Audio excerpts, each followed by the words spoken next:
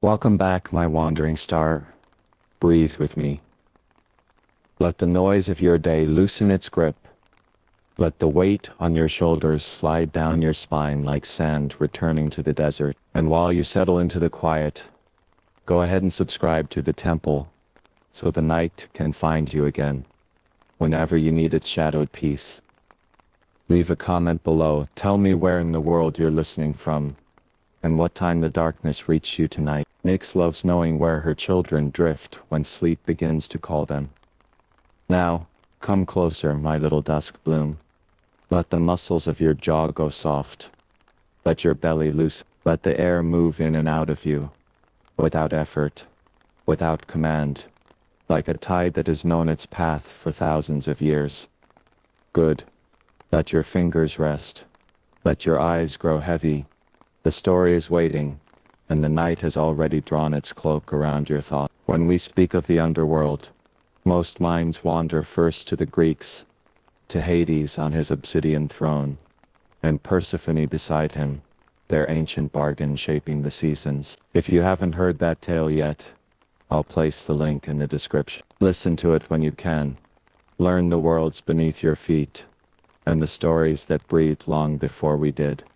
But tonight, we travel far deeper in time, before Olympus, before Rome, before the poets sang of Zeus or Apollo.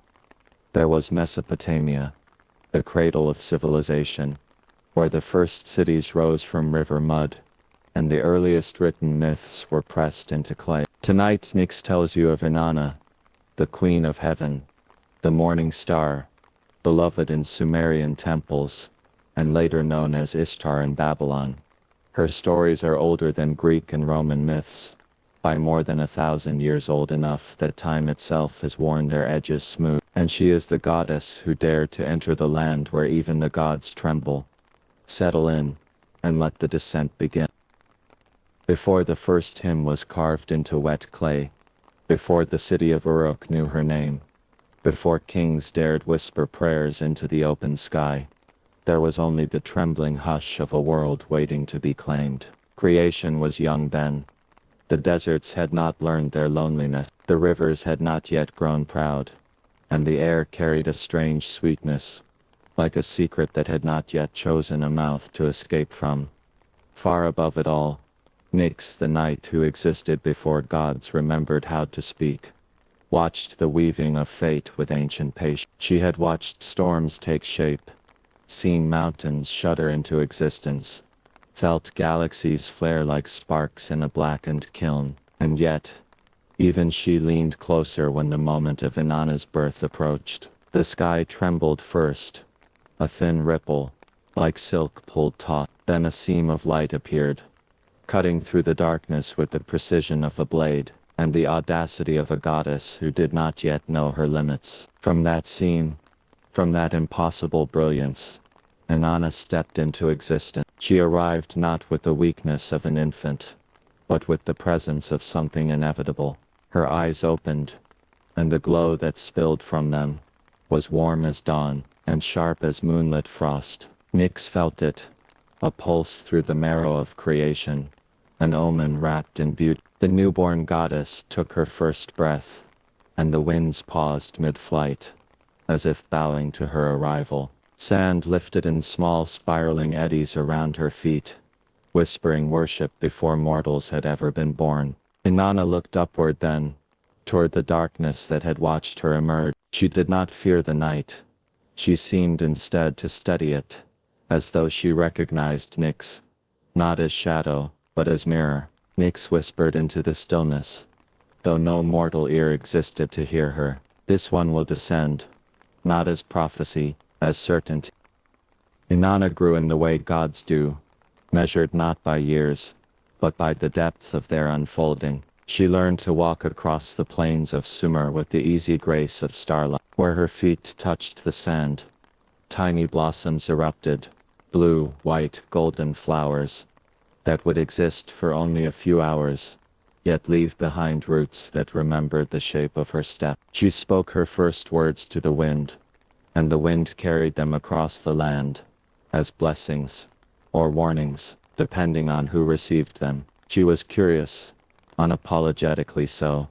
She pressed her hands into river water to feel its heartbeat. She braided light between her fingers to understand its weight. She touched the sky and frowned because it did not bow low enough. Her father Nana descended each dusk in a halo of silver smoke to check on her. "My daughter," he murmured, cupping her face in luminous hands. "You must be gentle with the world. It is young." But Inanna tilted her head, gold in her eyes deepening into something fierce. "Then it must grow," she said. "Everything grows when pushed." Nana exhaled, a quiet sigh that rippled through the tides and altered the moon's reflection for a moment. He loved her, but even love trembles before an unstoppable force. He knew what it meant to blaze even when asked to dim. They stood together at the edge of the world once, where sky cracked into the beginnings of dawn. He studied her. She studied him. Two celestial bodies wondering what the other meant. "You burn too fiercely," Utu warned, squinting through his radiant lashes. "Light is meant to guide, not blind." Inanna smiled, a curve sharp as a crescent blade. "You rise every morning," she said, "only to fall again. I will rise, and never be forced to dim." The sun flared uneasily. Even stars fear ambition when it belongs to a goddess who does not know surrender. When she walked among mortals, they felt something shift in the air, a pressure beneath the ribs, a quickening in the blood. They did not have a word for desire yet, nor for terror, nor for divinity, but they felt all three when she lowered her gaze to meet theirs. They built her first altar, from clay, still warm from the sun. They placed figs and honey at her feet, their hands shaking, their breath thick. Her beauty was not gentle. It was the kind of beauty that demanded the world stop and rearrange itself. They named her Inanna, Lady of Heaven, but names were small things compared to what she was becoming. "Now breathe again, little dusk bloom, slow as if your lungs are remembering a rhythm older than thought. Let your shoulders fall a little more. There is no weight to carry here. The night is already holding you. Good." As Inanna watched her first worshippers lay offerings at her makeshift altar, she felt something new coil inside her, something hot, dangerous, seductive. Not pride, hunger, not for food, not for praise, for experience, for dominion, for every corner of existence that dared remain untouched by her. She was the goddess of love, and the goddess of war, and the goddess of fertile fields, and the goddess whose kiss could shatter a kingdom. Mortals did not yet understand that a being woven from contradictions must eventually confront the one thing that mirrors her entirely, her own shadow. And somewhere, in the depth beneath the earth, in a realm untouched by her radiance, that shadow had a name: Ereshkigal, Queen of the Great Below, sister, opposite, inevitable. But that story, that descent begins soon, for now the world watches the rise of the morning star. Long before Inanna ever thought of the underworld, long before the seven gates, or the stripping of power, she learned what it meant to shape destiny. In the bright world above, Uruk was still forming then, a city in its first heartbeat. The air tasted of clay, river reeds, and distant storm salt. Brick by brick walls rose, song by song, temples formed, prayer by prayer. A goddess grew. But Inanna did not merely receive the worship of mortals. She absorbed it, let it coil into the hollow places inside her, like incense threading through the atmosphere of a shrine. Her priestesses watched her every move, not out of fear, but fascination. No goddess before her carried herself with such effortless contradiction. She was warmth and peril, tenderness and fire, a lover's welcome, and a warrior's scream. She gave sweetness, yet could turn the earth to ash when crossed. And Uruk, the city destined to become the heart of a civilization, felt every shift in her mood, as wind feels the turning of a storm. Yet even as her influence spread, something in her remained restless. The fields of Sumer thickened with barley and flax. Under her blessing, lovers whispered her name in moonlit courtyards, and kings swore their thrones were hers to command. Still she would walk the rooftop of her temple at night, pacing along the baked brick edges, as if searching for something just beyond the horizon. Priestesses would hear her footsteps, and feel their chests tighten. "What does Our Lady see?" they whispered among themselves, for even her silences held power. She sought everything, but the word did not yet exist, for what she hungered for, a concept unnamed, a throne unclaimed, a depth unexplored, something that would complete her, or destroy her, or both. Her grandfather Enki felt it before anyone else. He visited Uruk rarely. The Abzu, the deep sweet waters of creation, was his home, and he had no need to climb the dry steps of city temples. But when Inanna's hunger began to stir, it made ripples in the unseen place, and ripples invited curiosity. One night, Enki emerged from the river's edge. Like a memory was surfacing, his skin gleamed with shifting blues and greens, as if the ocean itself had shaped him. Beads of water clung to his beard like scattered pearls. He found Inanna, not in the throne room, where priestesses expected her, but on the temple roof, leaning against a pillar, as if she were listening to the heartbeat of the night. "Granddaughter," Enki called softly, his voice deep as submerged stone. Inanna turned. Her eyes, gold and silver, threaded into one impossible color, reflected the moonlight in a way that made even Enki hesitate. "You look troubled," he said. She smiled.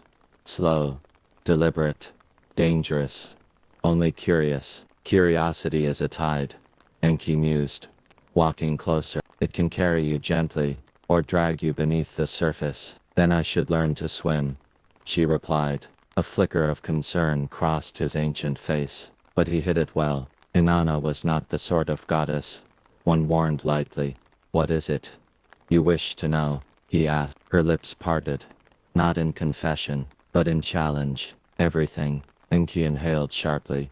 "Mortals asked for blessings, kings asked for victories, priestesses asked for visions, but only Inanna asked for everything." He should have refused her. He should have told her that hunger was not meant to be fed so fully. He should have denied her ambition before it swallowed the world whole. But Enki was old, and old gods grow sentimental, especially with grandchildren, who shine brighter than stars. So he invited her to visit him, in the place where humanity's blueprint rested in his keeping. It was the greatest mistake of his long life. The Abzu was unlike any temple, unlike any throne room, unlike anything a mortal eye could comprehend. It was water, but not water, a realm that existed beneath the foundation of creation, where light rippled sideways, and time hummed through the currents, like a heartbeat hidden beneath skin. Inanna entered barefoot, and the water kissed her ankles with worshipful warmth. Enki watched her, with the dread of a grandfather, realizing the child he indulged is no longer a child at all.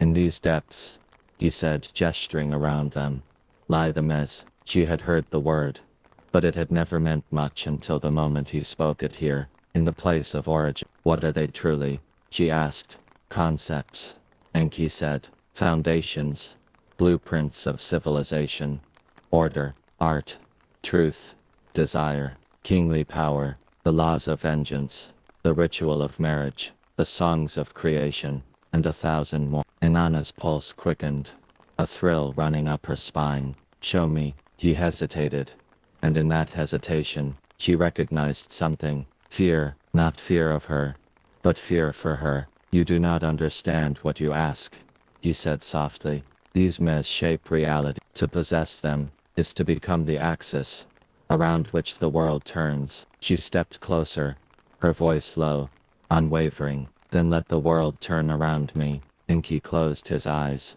He knew what was coming. He knew he would not stop her. He knew he would regret it. But wisdom is not the same as will. So he showed her.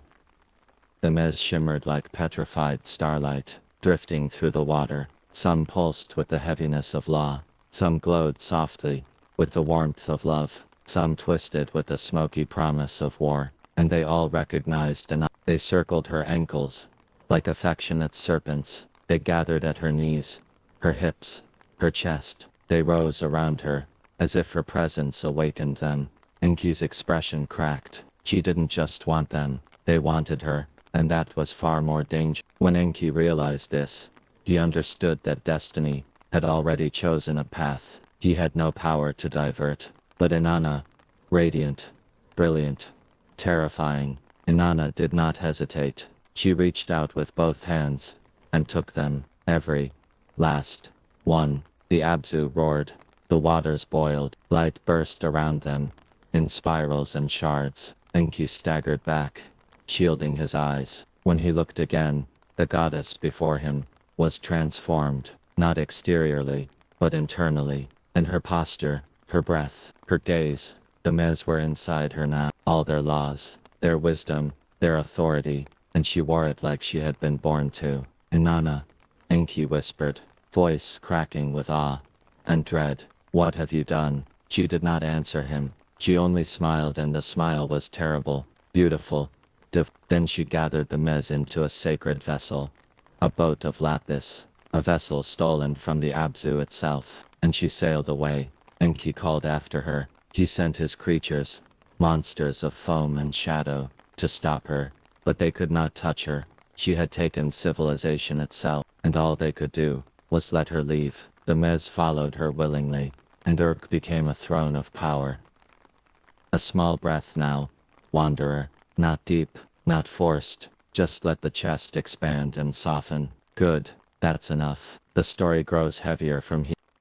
Even after she stole the Mes, after Enki's creatures failed to reclaim them, after Urk blossomed with a brilliance it had never known before, Inanna did not feel satisfied. Power filled her, yes. Authority wrapped around her like a robe. Mortals worshipped her with trembling awe. Kings begged for her blessing before daring to sit upon their thrones. Yet despite all of it, she still felt that restless thrum beneath her ribs. It came at night, always at night, when the desert winds stilled, and the moon drifted behind thin clouds, and even the gods seemed to sleep. That was when she felt it. A tug, a whisper, a presence, heavy and deep, like the cool underside of the world, breathing her name. At first it was faint, like hearing one's name called from behind a closed door, but it grew stronger. With every passing month, her priestesses noticed the change. She would rise from her throne abruptly, as if struck by an unseen surge of tension, and walk to the edge of the temple rooftop, not looking outward, not toward heaven, but downward, toward the earth, toward the deep places where sunlight could not reach, toward the great below. Lady the priestess once dared to whisper, her voice barely a thread. Is something troubling you? Inanna did not answer. Her eyes were fixed on the horizon, on the line where the living world seemed to blur into something older, darker, inevitable. The winds around her shifted, carrying a scent her attendants did not recognize. Not flowers, not incense, not river reeds, but stone.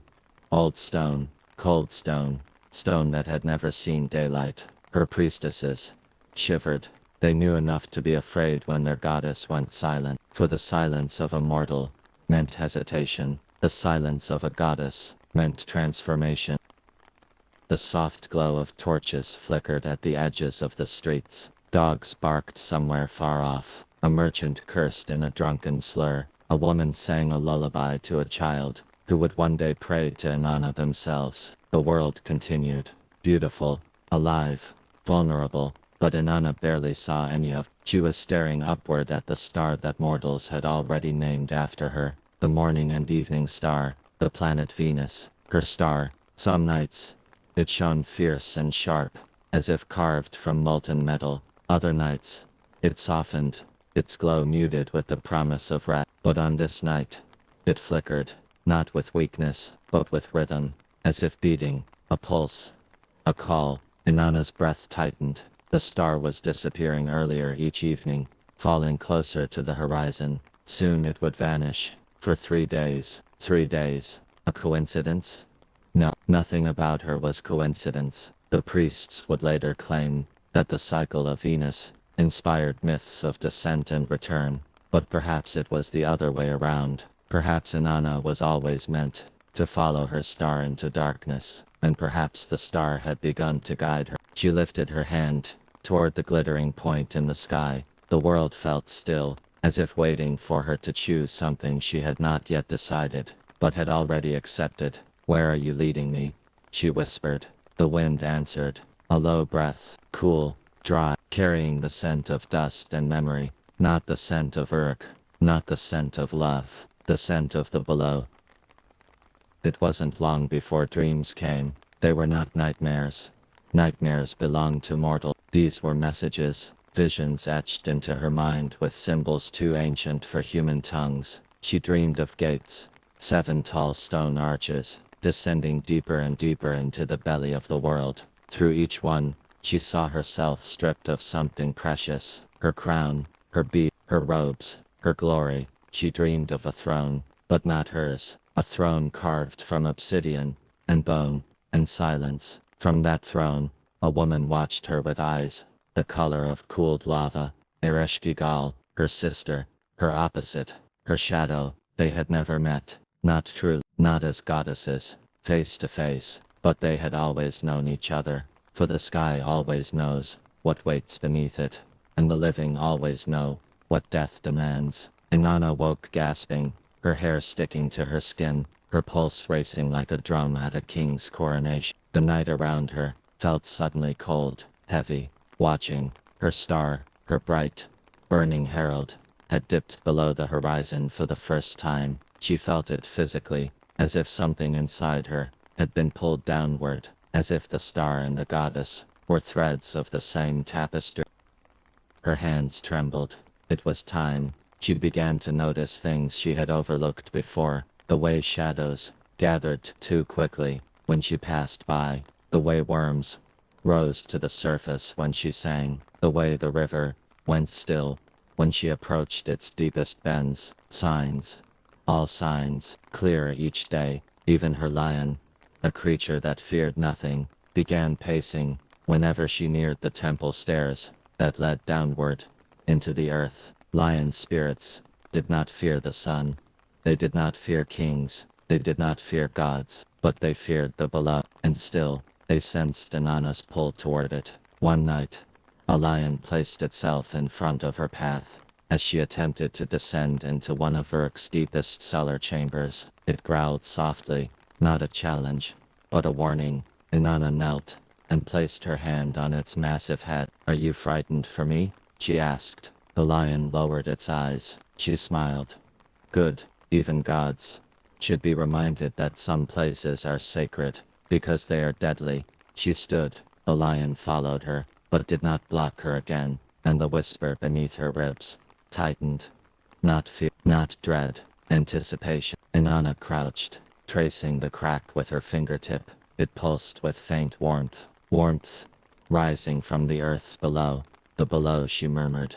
"It's calling." Ninshuber's bones turned cold. "My lady, gods do not answer that call. They fear." Inanna finally looked up, and her smile was terrifying in its serenity. "I do not fear what belongs to me." Ninshuber stepped back. "Belongs to you? Everything does," Inanna said softly. "Everything above, and everything below." But even as she spoke it, she felt the faintest chill run across her skin, not of fear, of awareness. Ereshkigal did not share. Ereshkigal ruled the realm of no return. Ereshkigal was not a goddess of yield, and yet Inanna felt it, in her dreams, in the shifting wind, in the flickering of her star. The below was opening, just a crack, just enough for a goddess to slip her hand through and touch its darkness, enough to begin the descent. Before Inanna ever set foot upon the path to the great below, before Neti's gates, before the 7 humiliations strip her bare, her story had already become entangled with that of the sister she had never stood before. Ereshkigal. If Inanna was the gleam of the blade, Ereshkigal was the part driven into the earth. If Inanna was the cry of the living, Ereshkigal was the breath of the dead. If Inanna was the star, Ereshkigal was the darkness that made stars visible at all. The two of them existed as a kind of equation in the bones of the world, long before either understood how deeply their fates intertwined. Mortals spoke of Inanna in the open.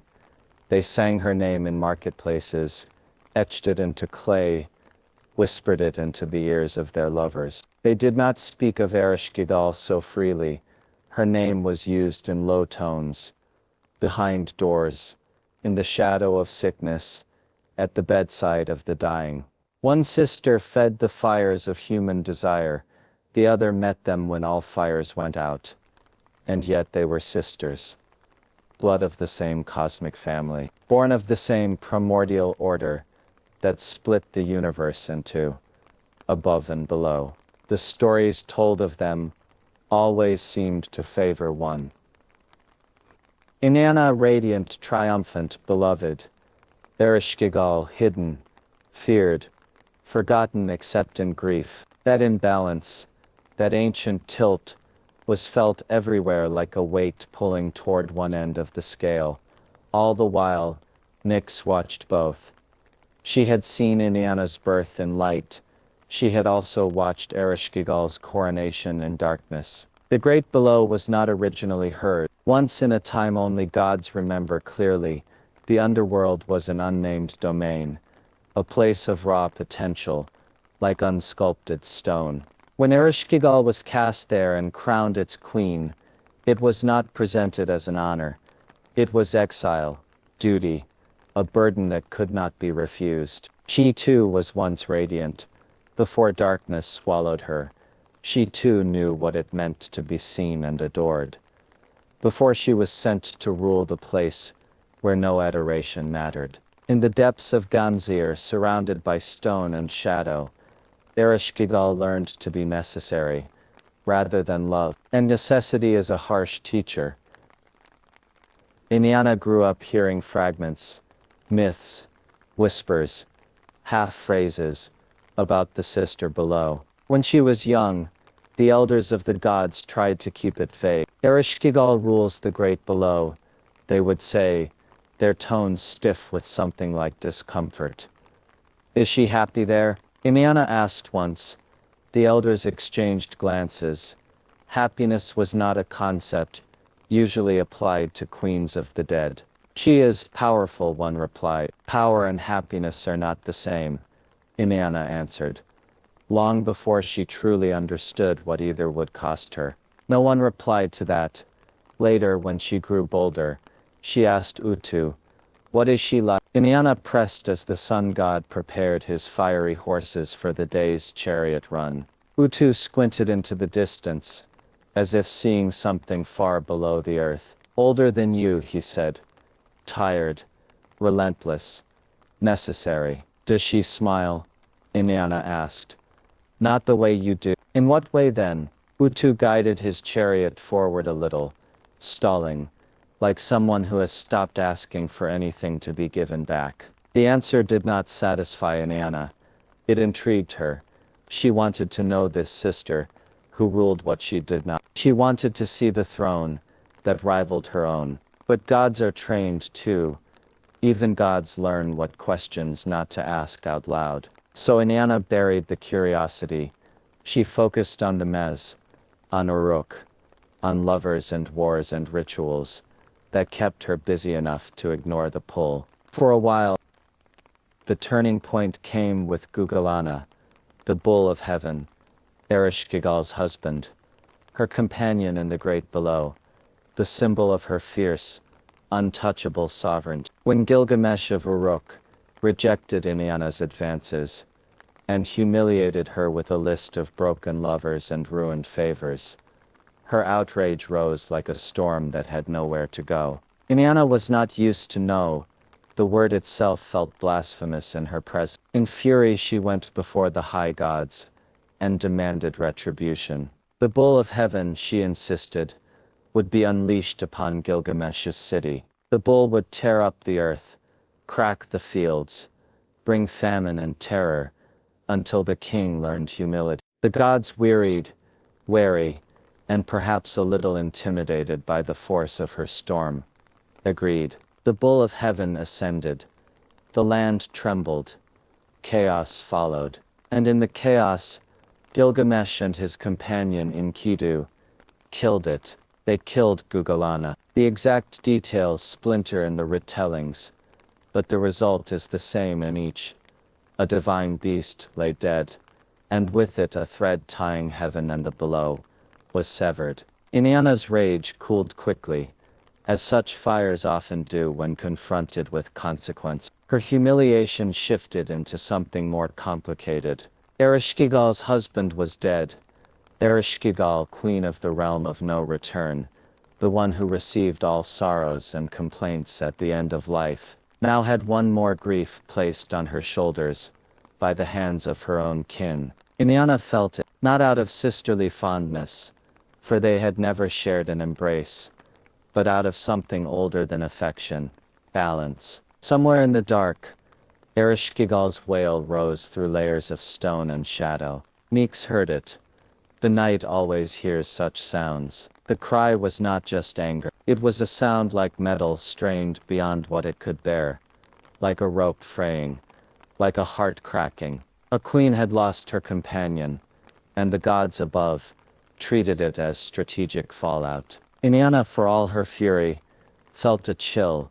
She had not considered the cost to her sister. She had treated the bull like a weapon, not a beloved. Now the cry from the below echoed through her dreams. "I will attend his funeral," she declared later, when talk reached her that rites were to be held for Gugalana. The other gods watched her carefully. "There is no need for your presence there," some of them murmured.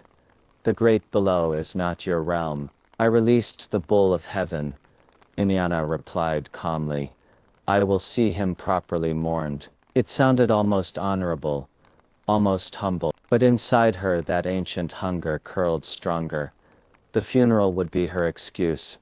The descent would be her purpose. If she went to Gugalana's rites, she would also stand in the throne room of Ereshkigal. She would see the queen, whose grief shook the foundation. She would see the realm no god willingly visited. And in the flicker of that thought, another whispered, "I may yet rule there."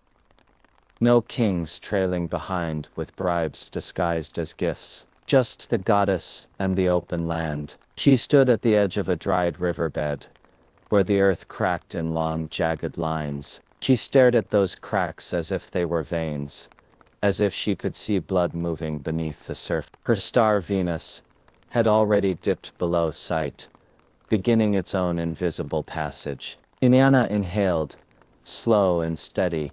"What are you afraid of?" a voice in the back of her mind whispered. She did not know whether it was hers, Nyx's, or something lower. "Nothing," she said aloud. The land did not answer. Fear was not the right word. She was not afraid. What stirred inside her was not dread, but recognition. The below was not foreign to her. It felt familiar, like a room in a house she had never entered, but had always known was there. A sister's room, a sister's throne, a sister's sorrow. Down there Ereshkigal sat on a seat of power, Inanna could not touch from above, and that knowledge itched beneath her skin, like an unhealed wound. She had the mess, she had Uruk, she had worship, lovers, victories, wars, but she did not have the below. And for someone like Inanna, whose identity was wrapped around fullness, that gap felt intolerable. For a moment she closed her eyes. If you were there beside her, a small unseen presence, breathing in the same night, you would have felt the air grow heavy around you. Take a breath with her now, in without forcing, out as if the world itself is exhaling through you. Let your shoulders sink. Let your chest loosen. Imagine standing where she stands on the edge of something vast and dark, feeling both the threat and the invitation. Good. Inanna opened her eyes. Her decision had settled. She would descend. She would go under the earth as no goddess of heaven had dared to before. Not as a whisper, not as a rumor, but in her full, unyielding glory. She would look Ereshkigal in the eye. She would stand before the throne of the below. She would measure its power against her own. Whether to mourn, whether to conquer, whether to understand, perhaps all three. From the throne of night, Nyx watched her and knew the truth. Inanna was not just seeking a sister. She was seeking herself, the part that could only be found in the one place she did not yet rule. The descent was no longer a possibility. It was a certainty. The Queen of Heaven had heard the call of the great below. And queens, once called, do not ignore their appointments with destiny. The night Inanna finally chose to descend, Uruk felt it. Mortals didn't know why their sleep was restless. Infants cried without reason.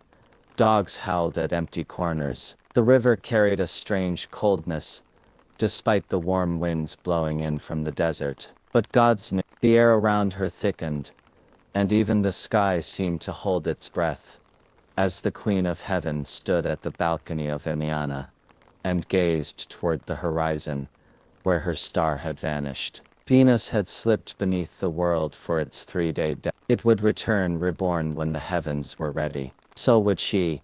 Inanna's thoughts were not soft or hesitant. They were sharp, precise, like a spear aimed downward, towards something unseen. Tonight was the last night she would look upon the upper world, before stepping into the domain where even gods were stripped of power. Behind her torches flickered, uneasy flames twisting as if in warning. But Inanna's face remained still, cold, radiant, decided. She summoned Ninshubur. Her faithful vizier came at once, barefoot, breathless, her robe loose from having thrown it on in the middle of the night. Ninshubur had the look of someone whose heart was always half spent on loyalty, a woman woven into Inanna's life, not by blood but by devotion. She knelt, forehead pressed to the bricks. "You called me great lady." Inanna did not turn. Her gaze stayed fixed on the horizon. "Yes," she said softly. "You are my most trusted, my shadow that walks beside me. Tonight I require your service in a matter of destiny." Ninshubur felt dread bloom low in her ribs. "Destiny," she whispered. "What is it that your holiness intends?" At that, Inanna finally looked back. Her face not soft, not cruel, but glowing with the kind of resolve that could unmake worlds. "I go," she said, "to the great below." Ninshubur's breath left her body. She staggered.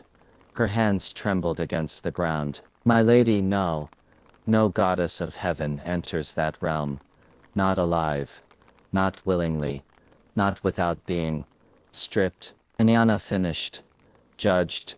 Killed. A faint smile ghosted her lips. "Yes. I am aware." Ninshubur's voice cracked. "Then why?" Inanna's answer came softly, like a knife drawn from silk. "Because it calls me." The vizier felt tears rise to her eyes. "This is madness," she thought.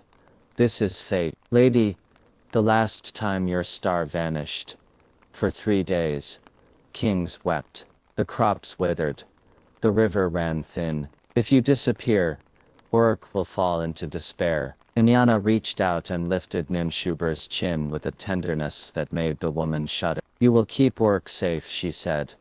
"And you will bring me back." "How?" Ninshubur whispered. "You will mourn me." The words hit like a blow. "Mourn you. If I do not return in 3 days," Inanna said, "you will tear your hair, rend your garment, beat your drum before the temples, cry out to the gods of heaven. And if they refuse," Ninshubur breathed. Inanna's eyes softened. The smallest fragile light, beneath layers of steel. "Then you will go to Enki, my grandfather, the only one who has ever felt compassion deep enough to reverse death." Ninshubur bowed her head. Her tears fell freely. "You are asking me," she choked, "to prepare for your death." "I am asking you," Inanna said quietly, "to trust me." Trust. The word fell heavier than any crown, heavier than any robe. But Ninshubur, loyal to the marrow, pressed her forehead to Inanna's feet. "I will obey," she whispered.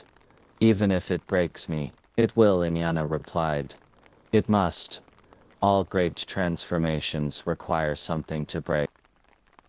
When Ninshubur left, Inanna turned to her chamber. Inside, her attendants were already awake, summoned by some unseen ripple of fate. They trembled as she entered. "My lady," one whispered, The air feels wrong tonight. Inanna said nothing. She went to her chest carved from cedar and lapis, and opened it. Inside were the 7 items that marked her as Queen of Heaven. 7 powers. 7 symbols. 7 pieces of herself. One by one she adorned herself with deliberate slowness. First, the towering crown woven from lapis and gold. It rested on her head with the weight of 10,000 prayers. Second, the lapis beads strung in layers across her chest. Their clacking echoed, like the faint chime of distant stars. Third, the double breastplates, heavy, beaded, sacred. Fourth, the rich royal robe, dyed with rare crimson, and as heavy as law itself. Fifth, her kohl, the ritual mascara, named Let Him Come, dark, smoldering, an enchantment in the shape of pigment. Sixth, the golden ring symbolizing union, choice and authority. Seventh, the measuring rod and line, carved from the deepest lapis, scales of judgment, held in her bare hand. Each piece magnified her. Each piece made her impossible to ignore. Each piece would soon be stripped from her one gate at a time, until nothing remained. But she did not tremble. She was a goddess. She was a queen. She was Inanna. When she stepped out into the courtyard, her robe trailing behind her like living flame, even the shadows bowed. She walked alone toward the path that led to the first gate. No lion accompanied her. No priestess dared follow. No mortal whispered her name. The night was still. Too still. At the edge of the city, just before the sand swallowed the world, she paused. A breath escaped her. Slow, controlled. If you were beside her, you would feel the tension gathering in her shoulders. Slow coils tightening beneath golden skin. Now, my little dusk bloom, release your own shoulders. As she releases hers, let them fall. Let the weight slide backward and drain from the body. Ease your back, soften. Good. A goddess walks toward her fate. You may rest as you watch her. Inanna took another step, then another, and as she did, the earth gave a low, almost imperceptible groan. A sigh from the below, rising to greet her. Behind her, the last torch of Uruk flicked. Ahead, the darkness opened like a mouth. The descent had begun. The desert greeted her without kindness. Its winds had cooled since sunset, turning sharp as broken pottery, carrying grains of sand that pricked her skin like tiny, impatient teeth. Behind her, the city of Uruk slept. No torches burned in its courtyards. No priestess dared keep vigil. The people dreamed of things they could not name. Shadows that curved downward, stars that flickered and vanished, a goddess walking alone. Ahead of her, the land stretched empty and pale beneath a thin sickle of moonlight. A goddess of heaven should have been radiant here. She should have illuminated the world just by standing in it. But as Inanna walked, something subtle and unsettling began to shift. Her brilliance dimmed, not all at once, but gradually, a soft, persistent draining, as if the earth itself were drinking her glow. She noticed immediately. She felt every flicker of power, every decrease in pressure, every small ripple that hinted at a realm which did not welcome light. Inanna inhaled. The air tasted different now. Dry, dusty, cold, as if she had already stepped into another world. And then she saw it, the first marker that no mortal foot had dared approach. A monolithic stone, jutting from the earth, like an enormous tooth, etched with symbols older than language. The gateway to the realm of Ereshkigal, the gate of Gons. It rose from the sand, in jagged angles, as if torn from the spine of something ancient. 2 pillars, taller than temple towers, leaned inward, as though holding a breath. Between them, a horizontal lintel slashed the sky, the first door to the below. And before it, as unmoving as the stone itself, stood Neti, the gatekeeper. He was shaped like a man, but wrong in the way things of the below are always wrong. His skin was gray, like river silt. His eyes were black without reflection. His robes hung straight, as if gravity did not affect him. He had no shadow. Even the world refused to claim him. He watched her approach with neither awe nor fear, a rare thing for any being who looked upon Inanna. "Who comes?" he asked, voice flat, as if carved from stone. His lack of reverence irked her. Inanna lifted her chin, letting her crown catch the dim moonlight. "I am Inanna, Queen of Heaven, Lady of the Mess, bearer of the Holy Crown, daughter of the moon, sister of the sun, beloved of Uruk. I have come alone, to the great below." Neti did not bow. His eyes remained empty, his face unmoved. "You cannot enter," he said. The words hit the desert air like a stone, dropped into still water. Inanna blinked. No one said cannot to her. "The great below," Neti continued, "has its rights, its laws, its customs. Those who enter must obey them." Inanna took one step closer. "And if I refuse?" He did not hesitate. "Then you will not enter." Her jaw clenched. No mortal, no god, no king, no one since her birth had barred her from anything. Power flared beneath her skin, but the desert air drank it. She felt the drain again, subtle, thief-like. This was not her realm, not her sky, not her law. Still she straightened her shoulders. "I do not come as conqueror," she said. "I come to witness the funeral of Gugalana, husband of my sister." Something flickered in Neti's expression. Recognition. No, calculation. "He waits within," Neti said. "But the path is not yours, Queen of Heaven." Inanna stepped even closer. Her voice turned to steel. "Tell Ereshkigal that I am here." Neti hesitated. Something in the air shifted again. Behind him, beyond the stone gate, beyond the barrier of the world, a pulse of shadow stirred, a heartbeat, a warning, a welcome. It was impossible to tell which. Neti's head bowed. Just a fraction. The smallest fraction, but enough to signal that he had heard what she did not actually say. "I will enter. One way or another." Without another word, he turned and stepped through the gate. He didn't walk. He drifted like a creature who had forgotten the rules of flesh. Inanna waited. The silence around her was colder now, deeper, more patient.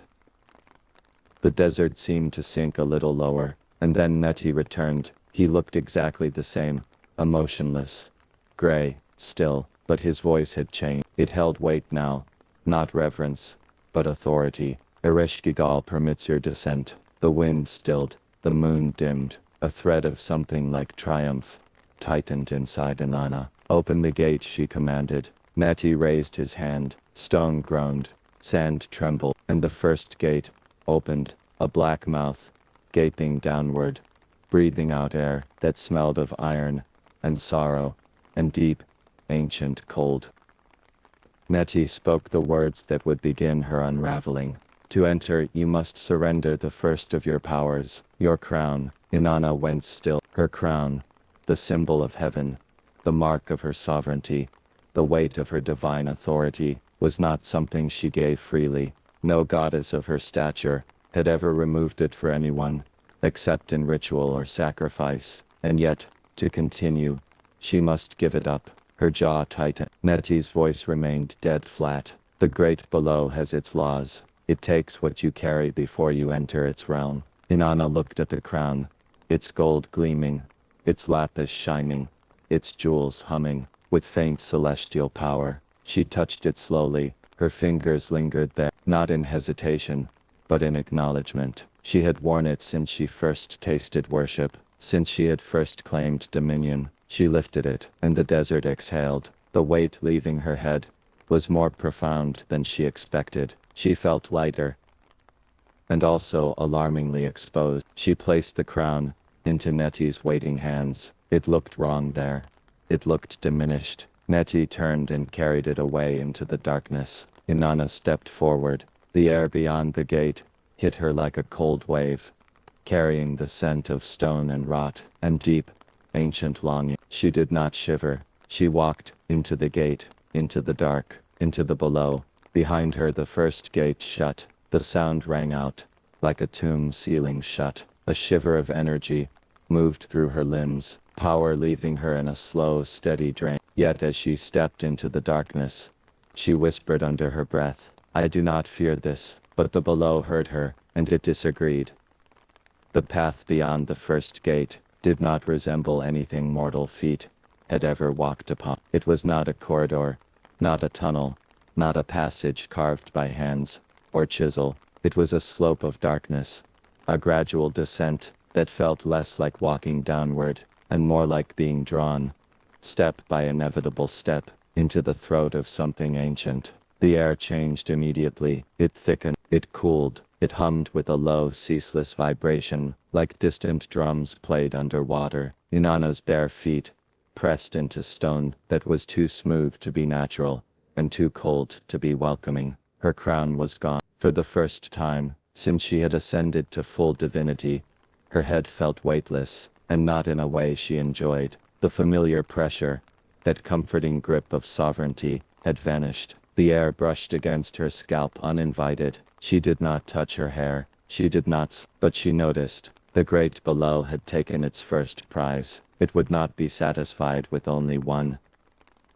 Neti drifted ahead, like a shadow untethered from its source. He never looked back to check if she followed. He did not need to. Once a being stepped into this realm, the path held them. The underworld was a creature in its own right, one with lungs, a throat, a pulse. It breathed its visitors in, and would not permit escape until it was done with them. The second gate appeared slowly from the dark, not because it was dim, but because the darkness around it seemed to move with intention, pulling away to reveal stone, taking shape. Twin pillars rose from the depths of shadow, their surfaces carved with symbols of birth and burial, of harvest and drought, of beginnings and ending. Between them, a lattice of iron bones formed the second barrier, interlocked like fingers, waiting to open. Neti lifted his hand. The bone lattice rattled, shuddered, pulled apart with the sound of a rib cage cracking open. Cold air rushed out,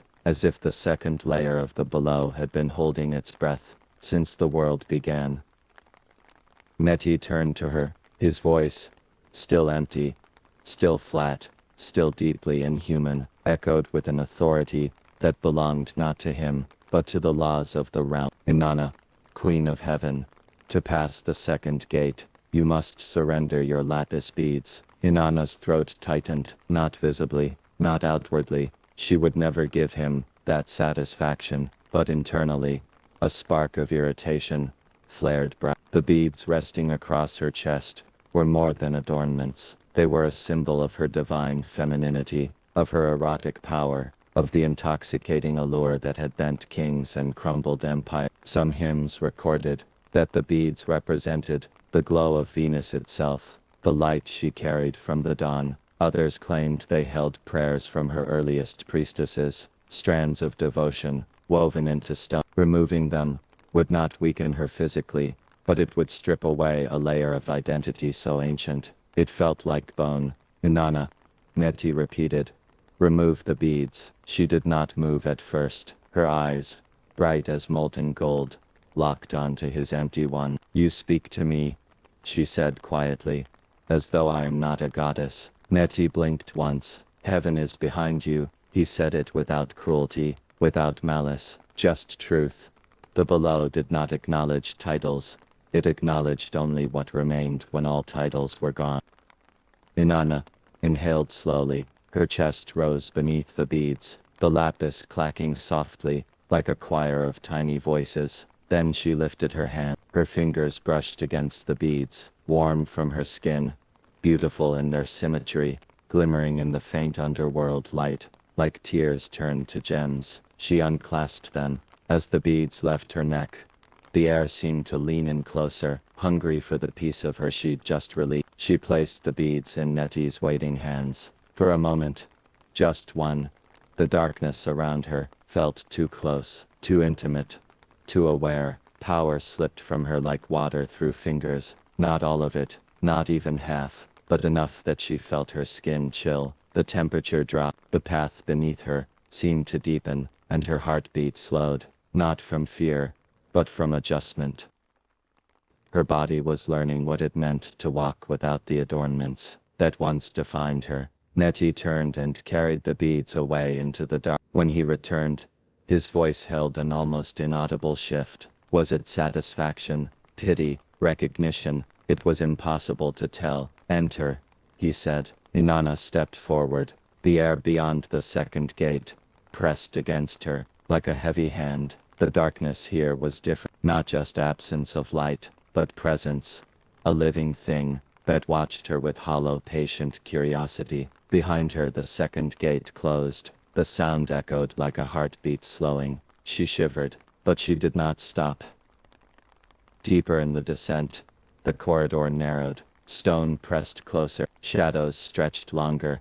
The air thickened with the dampness that clung to her skin. It felt like entering the ribcage of a giant, whose bones had never known warmth. Inanna's breathing changed, slower, deeper, more deliberate. Not because she needed oxygen, gods breathed symbolism, not air, but because the below demanded a different rhythm. From those who entered its reach, her pulse matched the throbbing hum in the walls. It lulled her into a dangerous calm. If you were there beside her, a small presence in the corner of this widening dark, you would feel it too. The tension gathering in your shoulders, the tightness in your jaw, the slight ache behind your eyes. Now, little wanderer, ease your jaw, let it unclench, soften your tongue behind your teeth, let your breath spill out like warm air, leaving a sealed chamber. Good, let the darkness deepen. You are watching a goddess unravel slowly, deliberately, without panic, without regret. The path curved forward and downward in a wide arc. Nettie drifted ahead without sound. Inanna followed, each step echoing faintly against the stone floor like a heartbeat from a creature sleeping under the world. Her robe, still heavy and crimson, dragged along the ground, collecting dust from an earth older than myth. She felt the weight of the beads missing, that bare vulnerable space across her chest, a strange, hollow ache. She did not touch it. She did not need to. It touched her.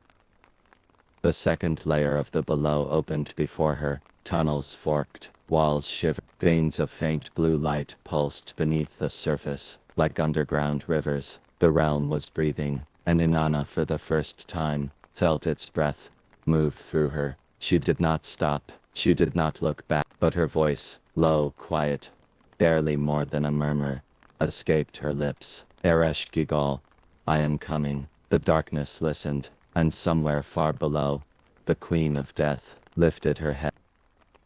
The descent widened again, not with generosity, but with the unsettling ease of a maw, opening further to swallow what it had already tasted. The darkness changed its quality as Inanna stepped deeper. Before the first gate, the shadows had been passive, mere absence of light. Before the second, they had begun to observe, leaning inward, listening, but here they moved. Slow ripples crawled along the walls, sliding like ink in water, not violent, not aggressive, but aware. The grate below had begun adjusting itself to her presence. It was not welcoming her, it was measuring her. The double breastplates pressed heavily against her chest, two broad, beaded ornaments that symbolized not just royalty, but her priestesshood, her sacred erotic power, her authority over both pleasure and justice. With the crown gone, and the lapis beads surrendered, the breastplates felt heavier than they ever had above. She felt their weight now as something more intimate, as if the below itself were reaching for them. Descending was no longer just a physical act. It was ritual, dismantling, unmaking, a stripping not only of adornments, but of identity, layer by layer. Nettie drifted ahead, shapeless as a shadow given form. He never turned around. He did not need to. He could feel her behind him, the way a grave feels, the weight of a fresh burial. The third gate emerged slowly from the wavering dark, its stone surface slick with condensation so cold, it looked like frozen breath. This gate was narrower, but taller, its arch stretching upward as though it were trying to pierce the ceiling of the world. Between its pillars, a barrier of metallic chains hung suspended, overlapping, intertwined, glinting dimly like veins, filled with dull silver blood. Nettie raised his hand. The chains shuddered and fell aside. They made no clatter, no sound at all. Silence was the language of this part of the below. Nettie turned to her. Before you enter the third gate, he recited, you must remove your double breastplates. A hush fell, not the hush of air, the hush of intention. Inanna did not move at first. Her chest rose with a slow inhale, her robe shifting subtly as she straightened her spine. To strip me, she said softly, is to strip heaven itself. Nettie did not blink. That is the law of the below. Her eyes narrowed. She had been obeyed since the moment of her creation. She had been bowed to, desired, feared, worshipped. Here, none of it mattered. This realm did not bow, it ate. For the first time, with any perceptible delay, Inanna reached for the breastplates. Her fingers traced the beaded edge. They were worn with her residual power, a power that pulsed between her palms and the ornament. As she unhooked the first plate, she felt her heartbeat stutter, not with fear, not with regret, with recognition. This was happening. The descent was real. The layers were thin. When the first plate fell away, the cold of the below kissed her skin. It was not a pleasant cold, not refreshing. It was a cold that recognized what had been taken. She removed the second. Without the breastplates, her chest felt not vulnerable, not weak, but raw, exposed to judgment. She handed both plates to Nettie. When he turned away, carrying them deeper into the dark, a shift rippled through the air. The underworld recognized the offering. The path beyond the third gate opened wider, hungry not for her jewelry, but for her. She stepped forward. As she passed under the arch, the chains above her vibrated softly, a note so low it could be felt more than heard. Behind her the gate shut. The sound was softer this time, but more final. It sounded like breath, leaving a body.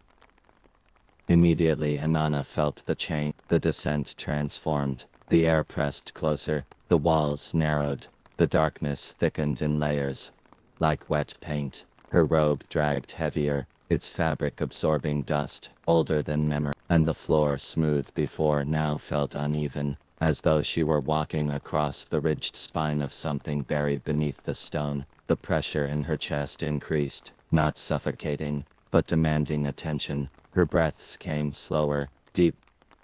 If you were here with her, if you walked beside her in this tightening dark, you'd feel your own breath shift to match hers. Let it. Take one slow inhale, not deep, not forced, and let it soften out. Good. Now loosen the muscles beneath your ribs. Just a gentle unclenching, the way her body adjusts to the deepening realm. Stay with her.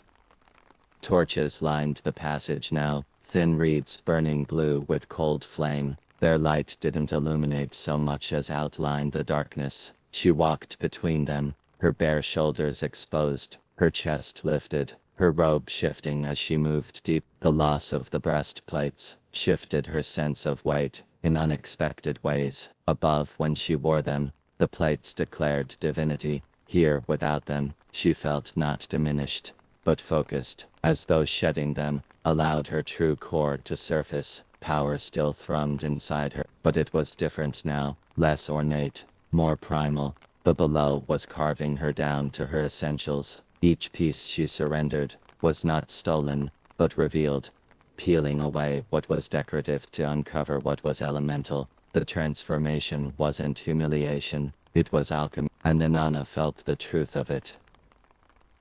In her pulse, the passage curved sharply into a cavernous chamber. The ceiling arched high, so high that even her divine sight struggled to see its peak. At the center of the chamber ran a trench of glowing stone, pulsing with soft, rhythmic light, like a slow heartbeat. The walls whispered, not with voices, but with movement, shifts of dust and shadow that mimicked breath. This layer of the below was alive.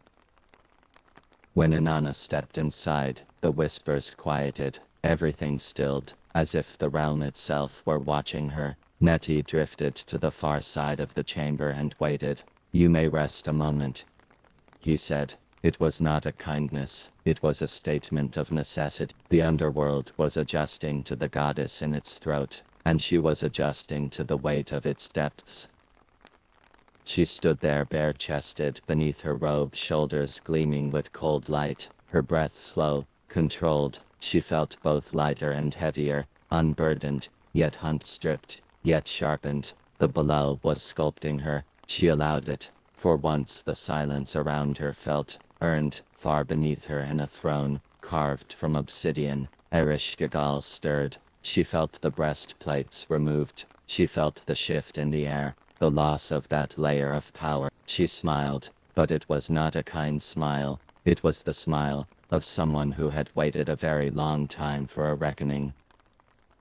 The chamber did not hold her for long. Rest in the great below is never a mercy. It is only a pause, a brief recalibration, before the next layer of surrender. Nettie turned once more, as if hearing a command no one else could perceive. The path continues, he said. His voice did not echo. Voices that worked for the below rarely needed emphasis. Inanna nodded once. She did not thank him. Thanks had no place here. She followed him out of the chamber and into another corridor, this one narrower, the stone closing in on either side like the ribs of a beast. The air against her bare upper body was colder now, thin and metallic, with the faint scent of something like rust and extinguished incense.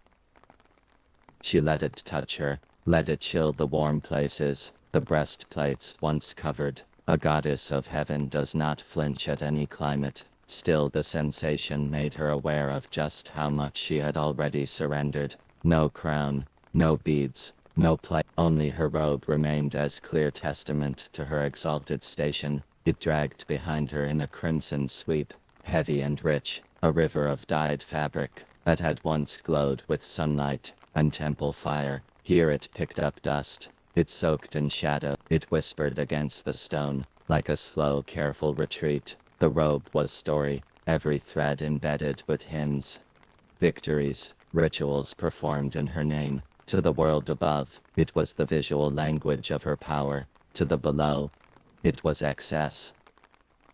The slope of the path steepened. Inanna felt gravity's insistence, the subtle but undeniable pull drawing her further and further down. Ahead, the fourth gate emerged. Two pillars of rock twisted together, as if grown rather than carved, their surfaces etched with scenes of birth, then decay, then birth again. Between them, a curtain of dark stone plates hung suspended in midair, overlapping slightly. They did not touch. They hummed in a slow shuddering resonance, like the sound of grinding teeth. Nettie raised his hand. The plates spaced themselves apart, making room for passage. No hinge creaked, no dust fell. Nothing in this realm, aged in a way mortals understood. Nettie turned. His gaze, emptier than any mortal's, rested on her robe. Before you enter the fourth gate, he intoned, you must surrender your royal garment.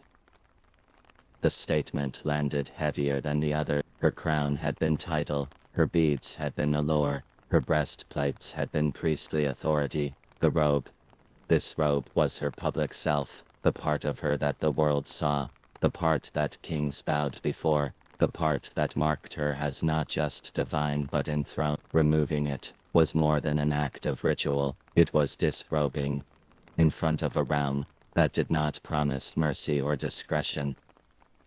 Threads tugged faintly against her skin, as if reluctant to leave. Memories clung to it, ceremonies, sacred marriages, war councils, nights of worship, when entire cities breathed her name in unison. Without it, who would she be in the eyes of this place? Not queen, not icon, just Inanna. She exhaled slowly, not with reluctance, with recognition. She had chosen this path. The gates did not surprise her. Their demands did not catch her unawares.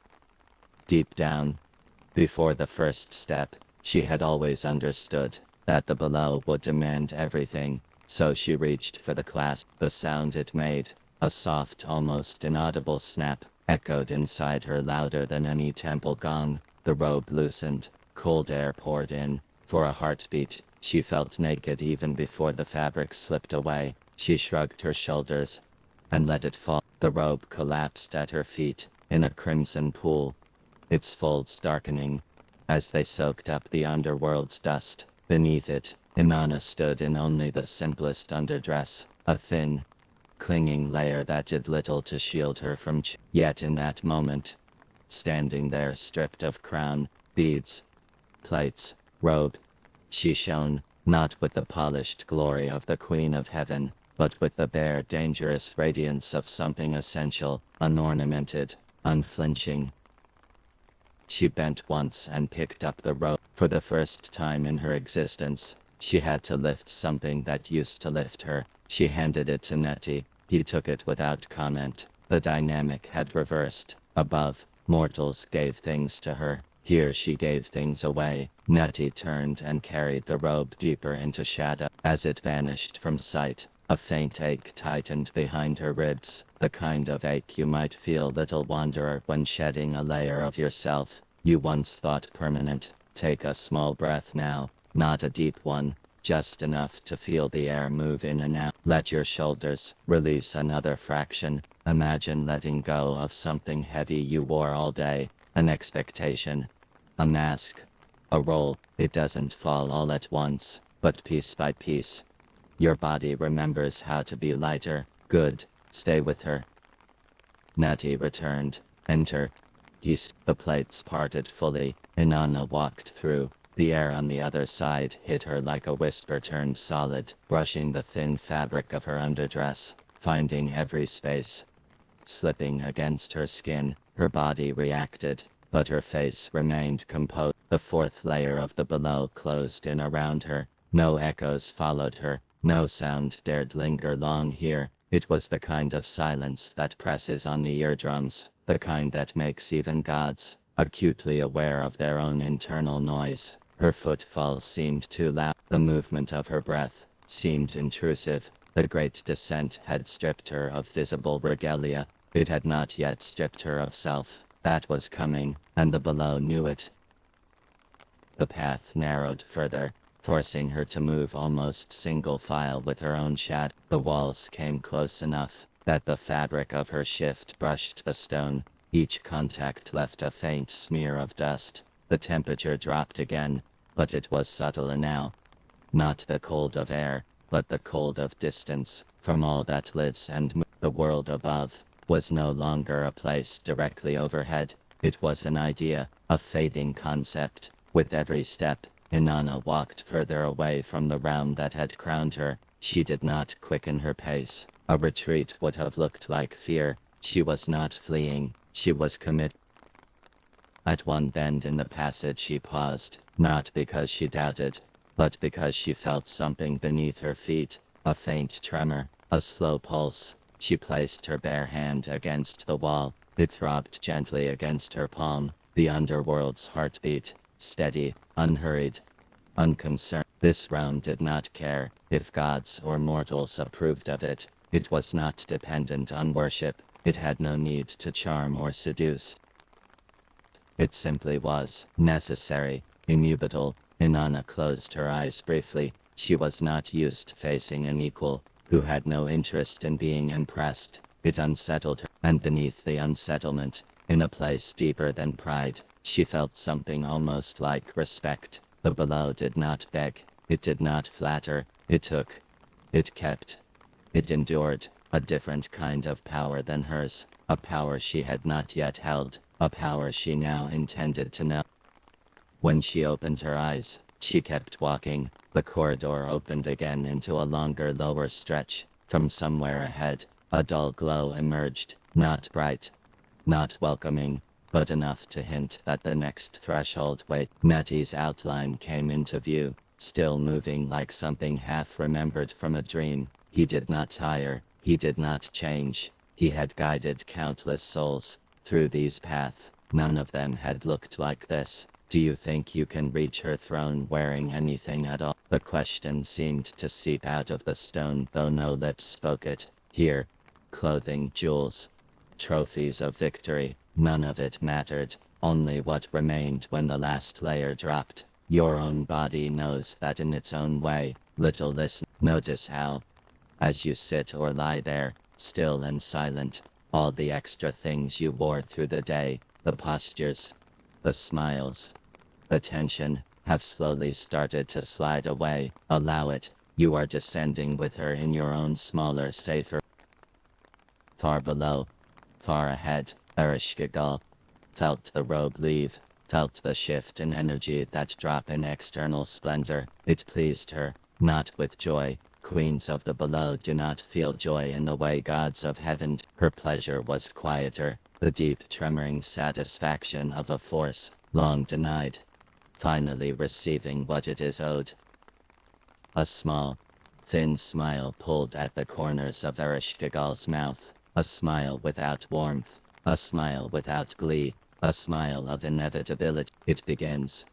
She murmured to the shadows curling around her throne, and the shadows, knowing their mistress, tightened like living threads. Up above, in the layers between light and death, Inanna felt something brush the edge of her consciousness. Not a touch, not a voice, a presence. Her sister was aware of her. The sensation slid across her skin, like the cold side of a blade, not threatening but final, a reminder that she was no longer walking a path of her choosing. The descent had its own hunger. It had noticed her, claimed her, was pulling her deeper with a gravity older than all her temples. Inanna inhaled slowly, deliberately, her lungs filled with air gone thin as memory, and she continued. One more step, another. Down, down, down. The fourth gate sat behind her now, closed like an eyelid. Ahead waited the fifth, and with it, the next, stripping. Below was patient. It would take everything on its own time, and Inanna, radiant still, bare-shouldered, unblinking, walked toward it without hesitation. For she understood something now, something only those who descend can ever truly understand. Each thing removed uncovered something greater beneath, and she was not done being uncovered. Not yet. The path between the fourth and fifth gates felt narrower than any corridor Inanna had walked before, and it had nothing to do with the stone. The narrowing came from within. She could feel it. With each layer stripped away, her awareness sharpened, turning inward, like a blade drawn back to its hilt. No crown, no beads, no breastplates, no royal robe. Only the thin, clinging fabric of her underdress, her ring still warm on her finger, and the thin line of coal, holding her gaze in its familiar, enchanted frame. That coal had a name. Mortals didn't know it, but the gods did. Let him come. It was more than pigment, more than decoration. It was invitation, a spell inked along the lash line, darkening her eyes into twin wells no lover could resist falling into. With it, she could turn heads, draw hearts, captivate kings, seduce war. Without it, Inanna had never tested that. Why would she? Above, her gaze was a weapon, and a blessing. Down here, in the thickening dark, that weapon still burned. Her eyes glowed softly, holding remnants of starlight, framed in that charcoal spell. It was the one delicate thing the below had not yet touched, which meant, inevitably, that it would. The descent sloped steeper, stone steps beginning to appear beneath her bare feet, irregular, worn. These were not carved for comfort. They were functional, brutal, unconcerned with divine dignity. Each step downward sent a small jolt through her body. With each one, she felt the above grow further away, not just in distance, but in meaning. Her temples, her throne, the fields and lovers and hymns, they all seemed thinner now, like images seen through water. It did not weaken her resolve, but it sharpened another feeling: isolation. This path was hers, not Ninshuber's, not Uruk's, not even Enki's. No one could descend for her. No one could walk these steps in her stead. The great below demanded personal presence. You could not send your shadow. You could not send your regrets. You had to send yourself. And self, she was learning, was not the sum of ornaments. It was what remained when each one was taken.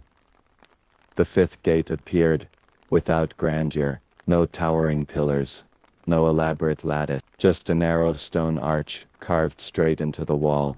its shape slightly uneven, as if the rock had been coaxed open, rather than chiseled. Across its mouth hung a veil of darkness, thicker than the shadows around it, dense as spilled ink, its surface faintly rippling, like the skin of a black lake. Nettie stood beside it, still and gray, eyes empty, and yet somehow keenly aware. As Inanna approached, the darkness of the veil seemed to recoil slightly, not in fear, but in tension. Light from her eyes touched its surface, and tiny silver threads flickered through it, like sparks trying and failing to pierce a storm cloud. Nettie lifted his head, and for the first time, there was the faintest hint of something like scrutiny in his gaze. "Inanna," he said, voice as flat as ever, "before you pass the fifth gate, you must surrender the paint that lines your eyes." The coal called, "Let him come." For a moment, everything in her went very still. Above, when she prepared herself for ritual, or seduction, or war, that coal was the final step, a streak of intention, drawn close to the soul. It turned her gaze from merely beautiful to irresistible, from powerful to inexorable. Mortals had collapsed under it. Gods had faltered. Hearts had broken.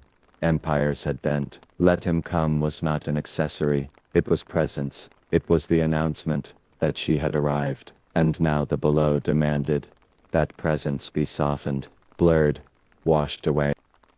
She did not deny the gatekeeper, but she did not hurry either. Instead, she took a single step closer and studied him. "You have brought many souls through these paths," she said. "Yes.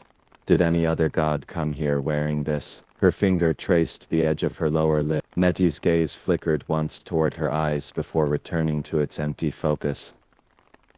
No, the answer was simple, final. She was the first, the only goddess of heaven, who had descended alive, this far, still carrying any trace of seduction. The below had tolerated it this long. It would not tolerate it much further. "If I remove it," she asked softly, "will your queen see me clearly?" "She will see you," Nettie said, "as you truly are." The words landed differently than the others, not as law, but as revelation. The coal framed her. It emphasized, enhanced, but it also edited, didn't it?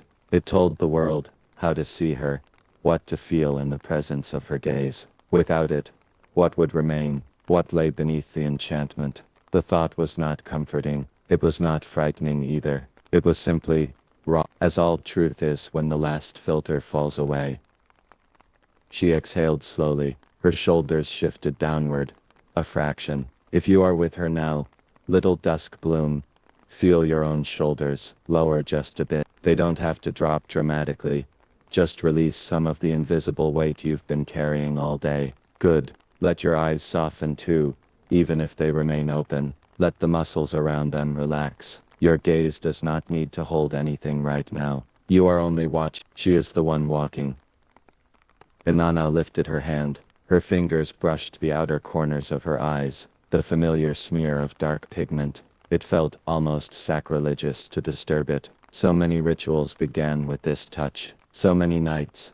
So many conquests. Aim, intention, allure, all wrapped in the stroke of that black line. She wiped, slowly, deliberately, first one eye, then the other. The coal smeared down along her cheeks, leaving dark streaks like tears drawn in reverse, descending from the edges, instead of the center. The below watched. A goddess of love and war, a queen of heaven, stood in the throat of the underworld, smudging away her own capacity to enchant. She wiped again, until the pigment lifted entirely from her lids. Her eyes looked different now, not weaker, not less beautiful, but less framed, more direct, more exposed.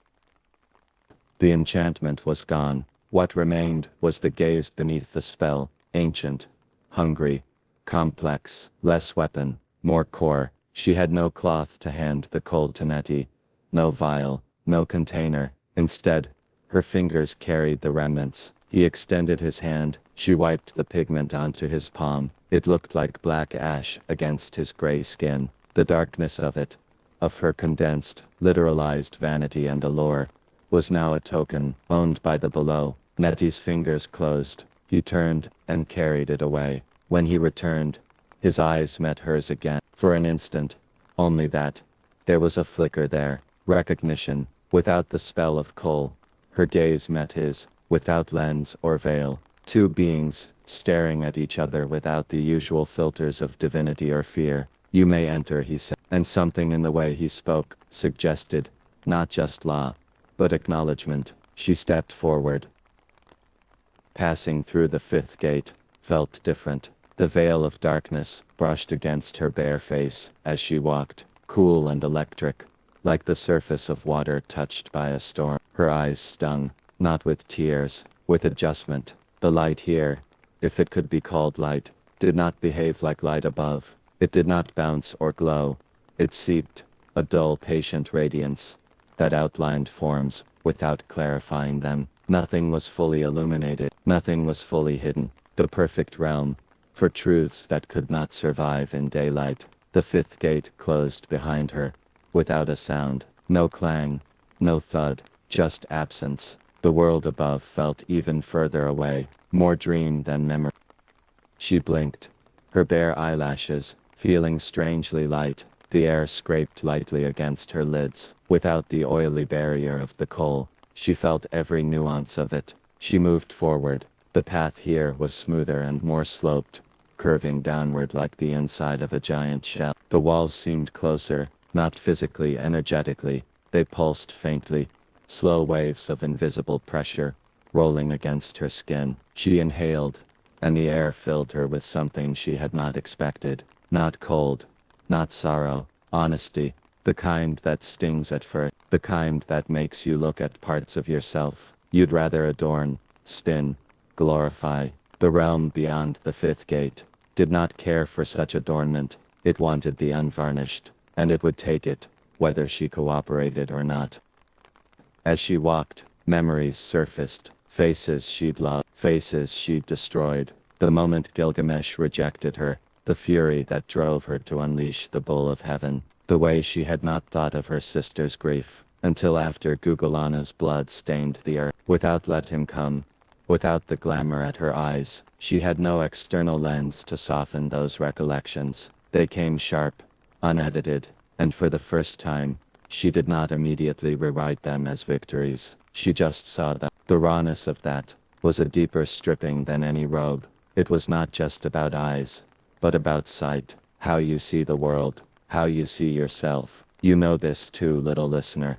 There are nights when you lie in the dark, and your mind offers you truth, without makeup. Tonight, as you listen, you may feel some of that same unmasking. If it comes, don't fight it. Breathe instead, soft, easy. Let your chest rise, just enough to feel the stretch, then fall again, like a small wave collapsing on wet sand. You don't have to fix anything in this moment. You only have to witness. So does she. Far below, Ereshkigal felt the coal leave, felt the thin membrane between surface self and core self tear another inch. She did not gloat, did not revel. Her realm was not about victory. It was about completion. Pieces returning to the truth they were carved from. She comes closer, Ereshkigal murmured, leaning forward on her throne. Her hair fell forward in dark waves, shadows spilling over bone. She has not yet learned what surrender costs, but she will. Around her, the walls creaked faintly, bodies buried in rock, souls swallowed by the below, unspoken sorrows.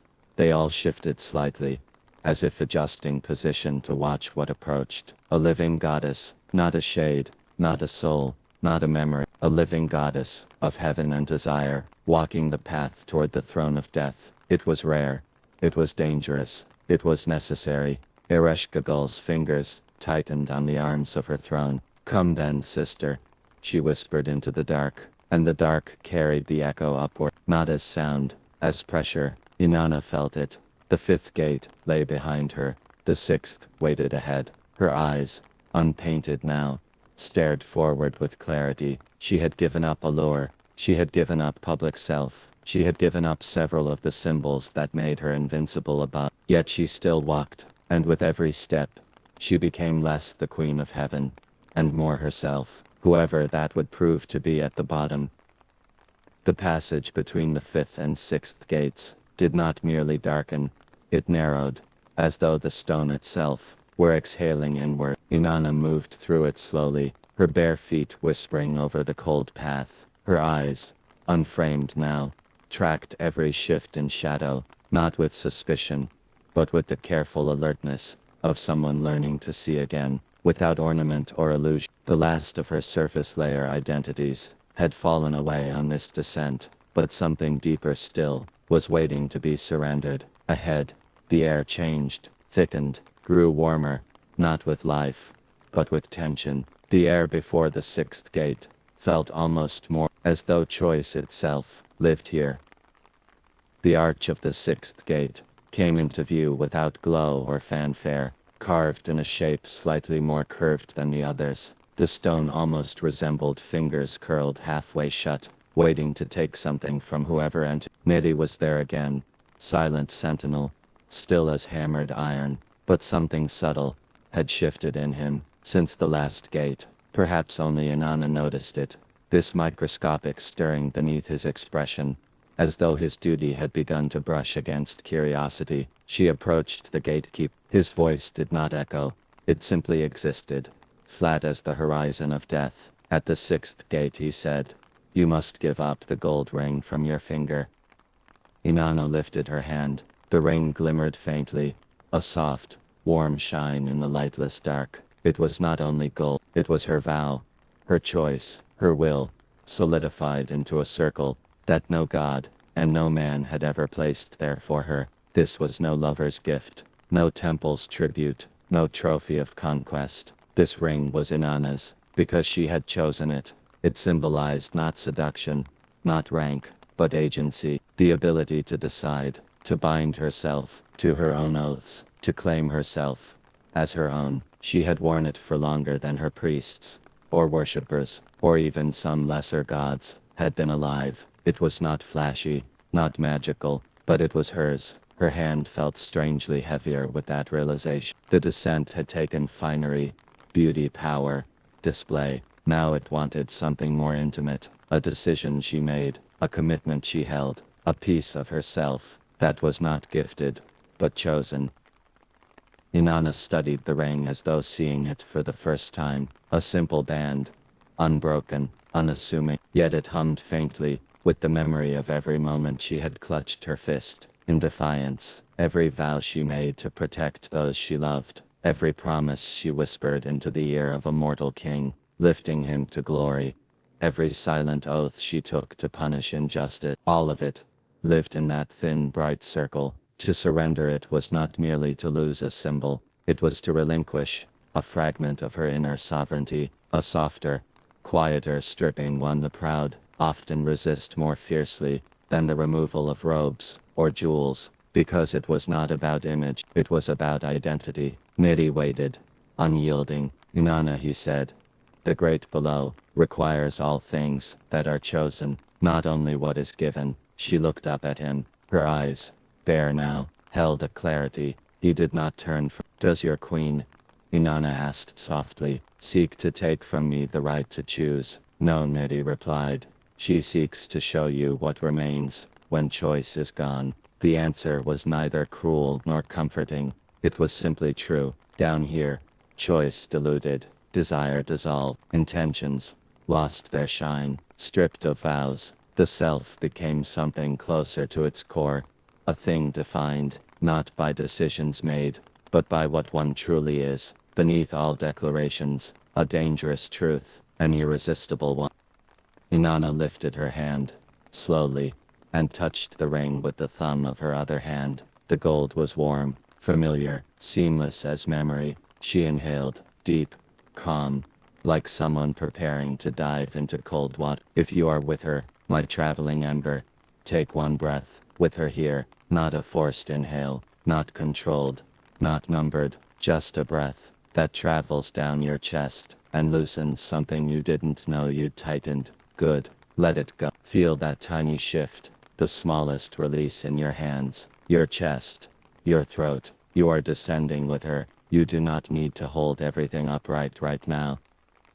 Inanna slipped the ring from her finger. The skin beneath felt strangely exposed, cooler than the rest of her hand, as though the ring had been holding a warmth of its own. She placed the band into Niddy's outstretched palm. The moment it left her skin, the air changed again. A faint tremor moved through the cord, not violent, more like the deep sigh of a creature asleep far below. Ereshkigal had felt it. The stripping was almost complete. Niddy curled his fingers around the ring with ritual precision, and stepped away. When he returned, he regarded her openly. Another subtle shift. Without the ring, Inanna looked less like the goddess kings feared, and more like the woman underneath the divinity. Still powerful, still luminous, but undeniably uncloaked.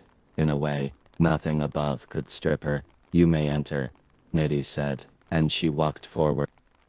The veil at the sixth gate was colder than the last.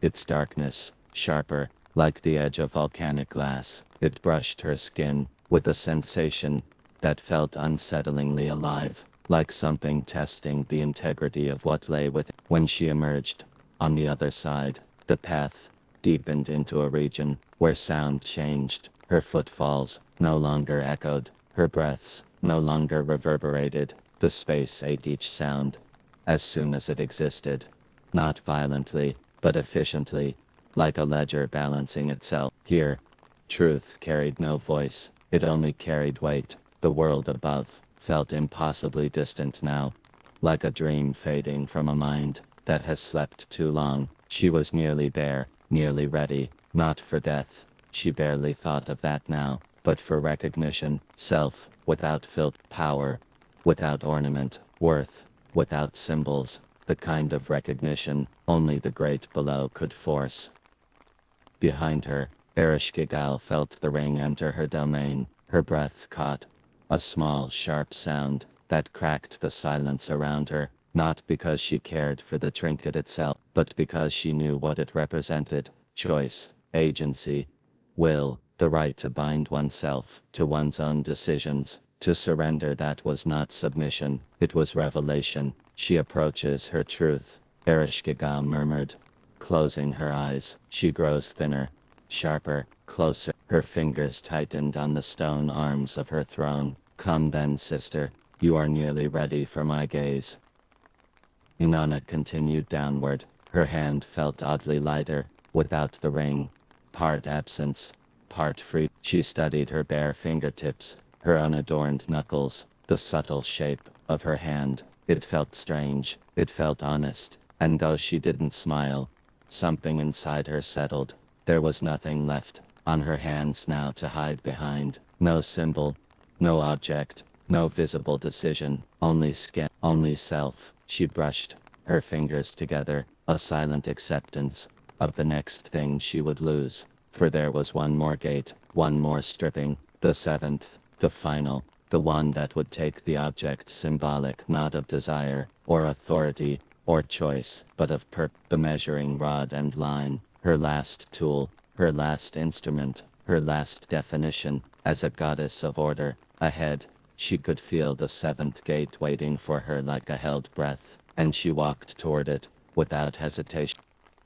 By the time Inanna neared the seventh gate, the world she had left behind no longer felt real. Above, there were cities whispering prayers, temples lit by flickering oil, fields silvered with moonlight, lovers curling around empty spaces in their beds, and murmuring her name in their sleep. Down here, all of that was nothing but a faint impression, a distant blurred painting, hanging in a corridor she had walked past hours ago. Her reality now was stone, chill, darkness, and the slow drumbeat pulse of the great below. Her body, though divine, felt the descent. Her shoulders had lost their jeweled guards, her head had surrendered its crown, her chest no longer carried beads or armor, her legs no longer felt the velvet weight of her robe. Her hands were bare, her eyes, unframed, unglamored, saw more honestly than they ever had. Only one thing remained from the full regalia she'd worn at the threshold of death. In her hand,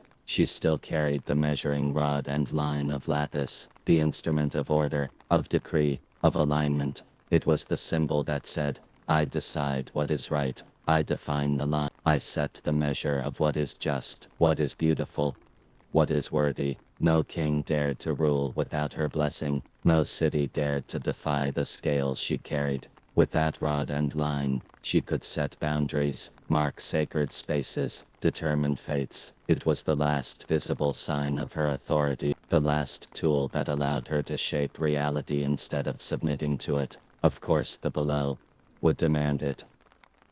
The path to the seventh gate was not long. Depth did not measure itself in distance here. It measured itself in what had been shed. Each step now felt less like travel and more like a slow unhooking from the world. Behind her, 6 silent closures hung unseen, the gates shutting like a sequence of eyelids. Ahead, the seventh waited. When it appeared, it did not look grand. It looked final. 2 pillars, shorter than the others, squat and heavy, as though crushed under the weight of everything above them. Between them gaped a simple opening, filled with darkness, so dense it looked almost solid.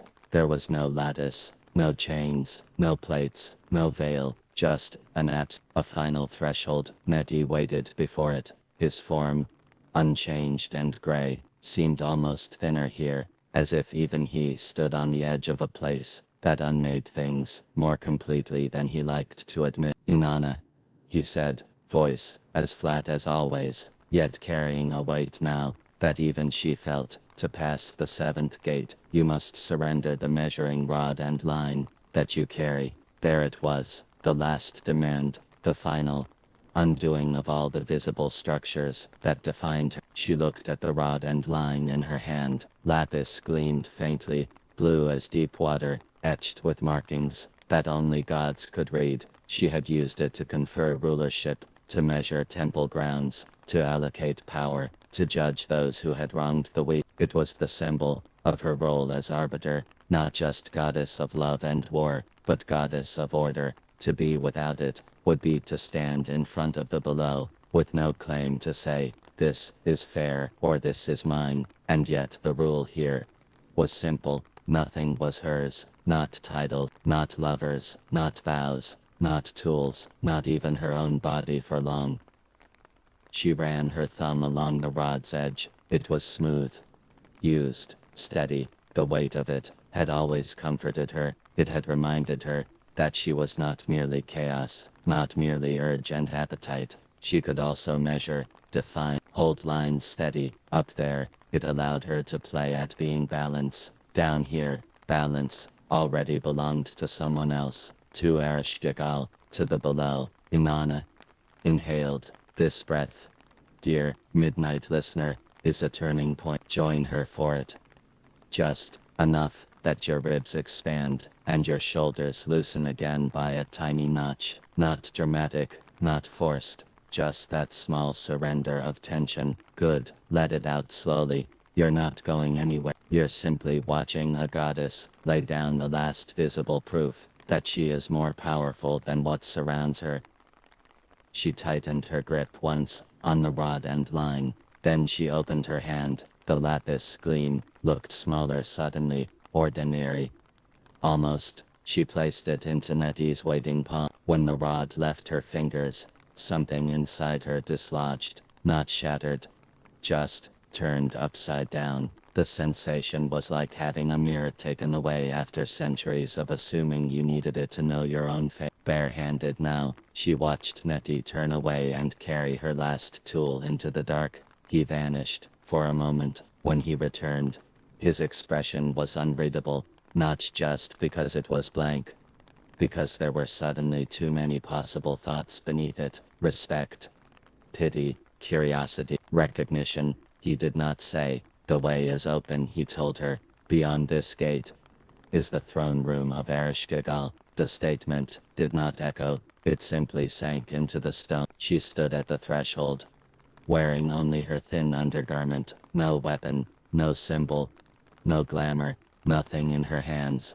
nothing on her skin that the below had not allowed her to keep. The Queen of Heaven stood, stripped, not humiliated, though others would call it that, not broken, though she had given up almost everything. She felt lighter, also terrifyingly uncovered. For the first time since creation, there was nothing between herself and whatever judgment awaited her, no adornments to distract, no regalia to command fear, just Inanna, whatever that meant now. She stepped forward.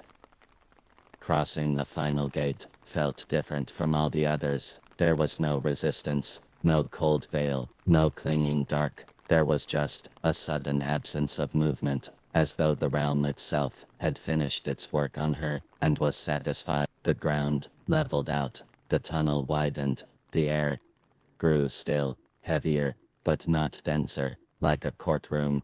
When the last witness has sat down, Inanna lifted her chin and walked on. Her bare feet made almost no sound, but the stone beneath them recognized the touch. Her power, though stripped of its trappings, still thrummed inside her. She was not empty, she was revealed.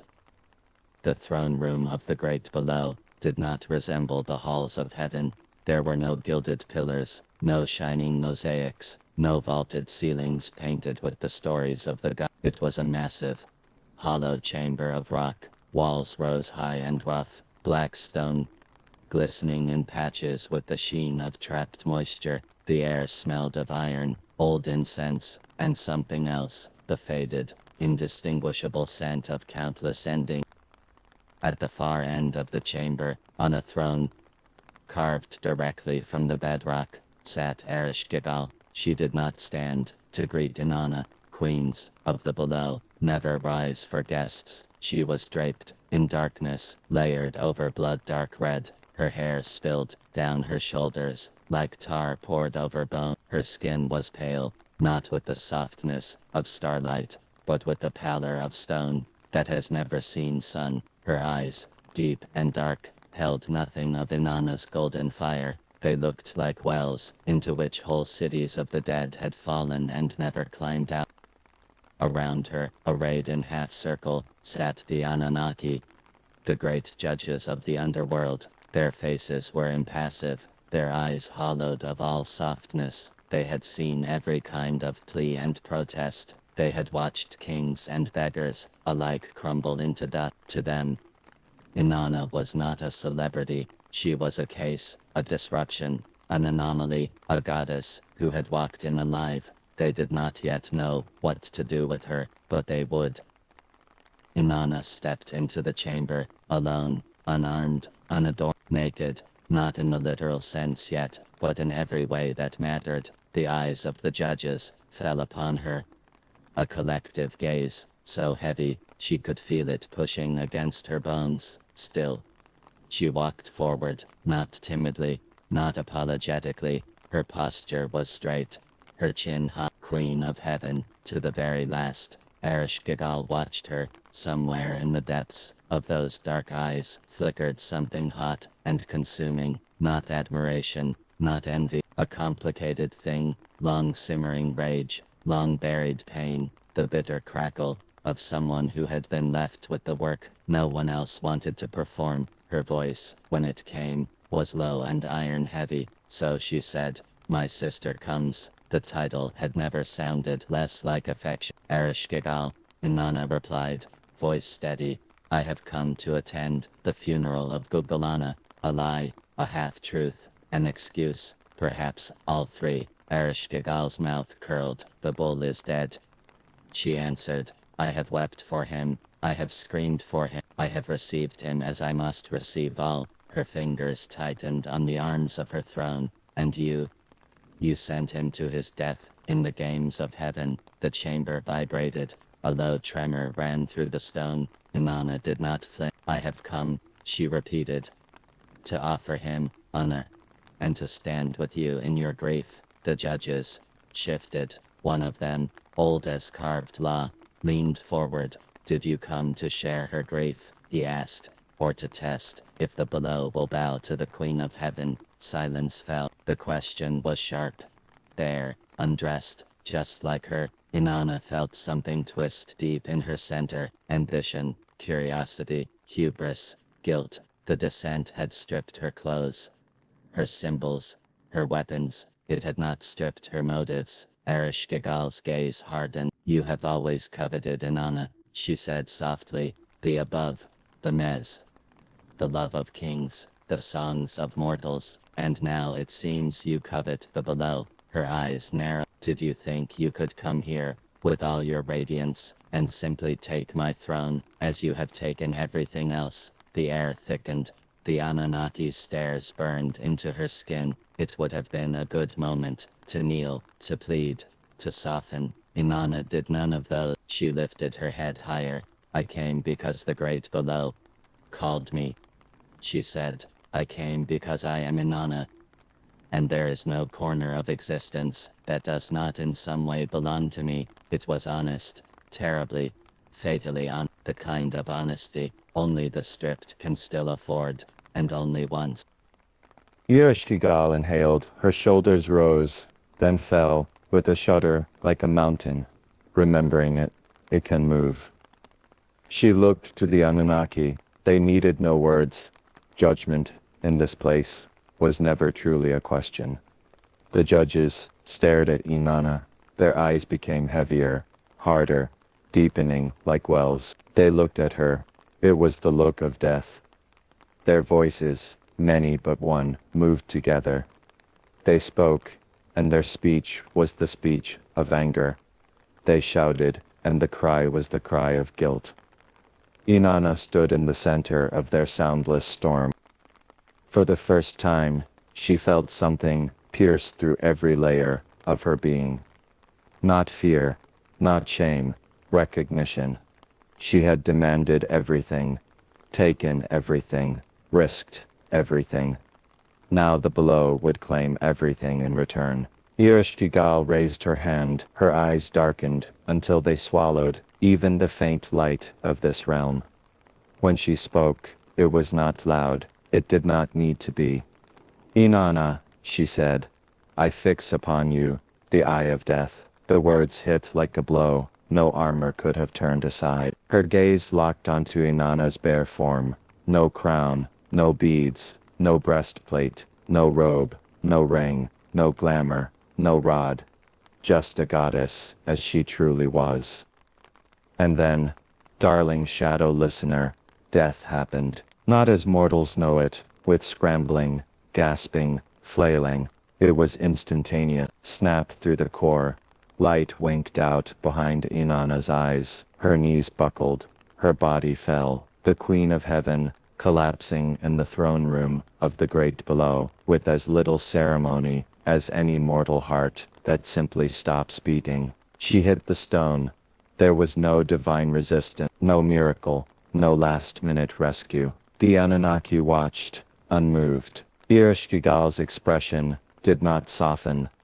Hang her, the Queen of Death commanded. Her voice held no hatred, only function. The servants of the below moved gala demons, shapes of hunger and shadow, stronger than bone and law. They lifted Inanna's lifeless body, once radiant, once unstoppable, now slack, cold, heavy. They hung her on a hook on the wall, not like treasure, like meat. Her flesh sagged, her head lolled forward, her arms dangled, hair hanging in lifeless strands. The goddess of life, love, war, desire, justice, reduced to a piece of rotting meat on the wall of the underworld.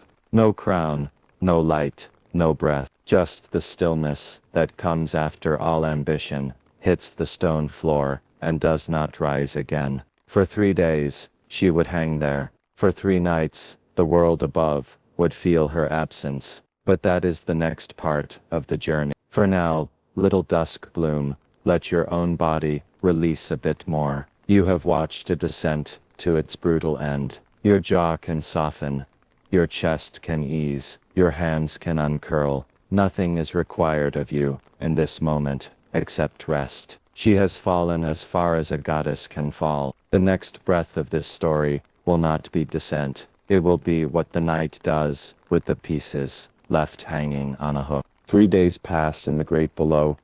3 nights followed them. Time here did not move like it did in the above. Linear, predictable, sensible to mortals and gods alike.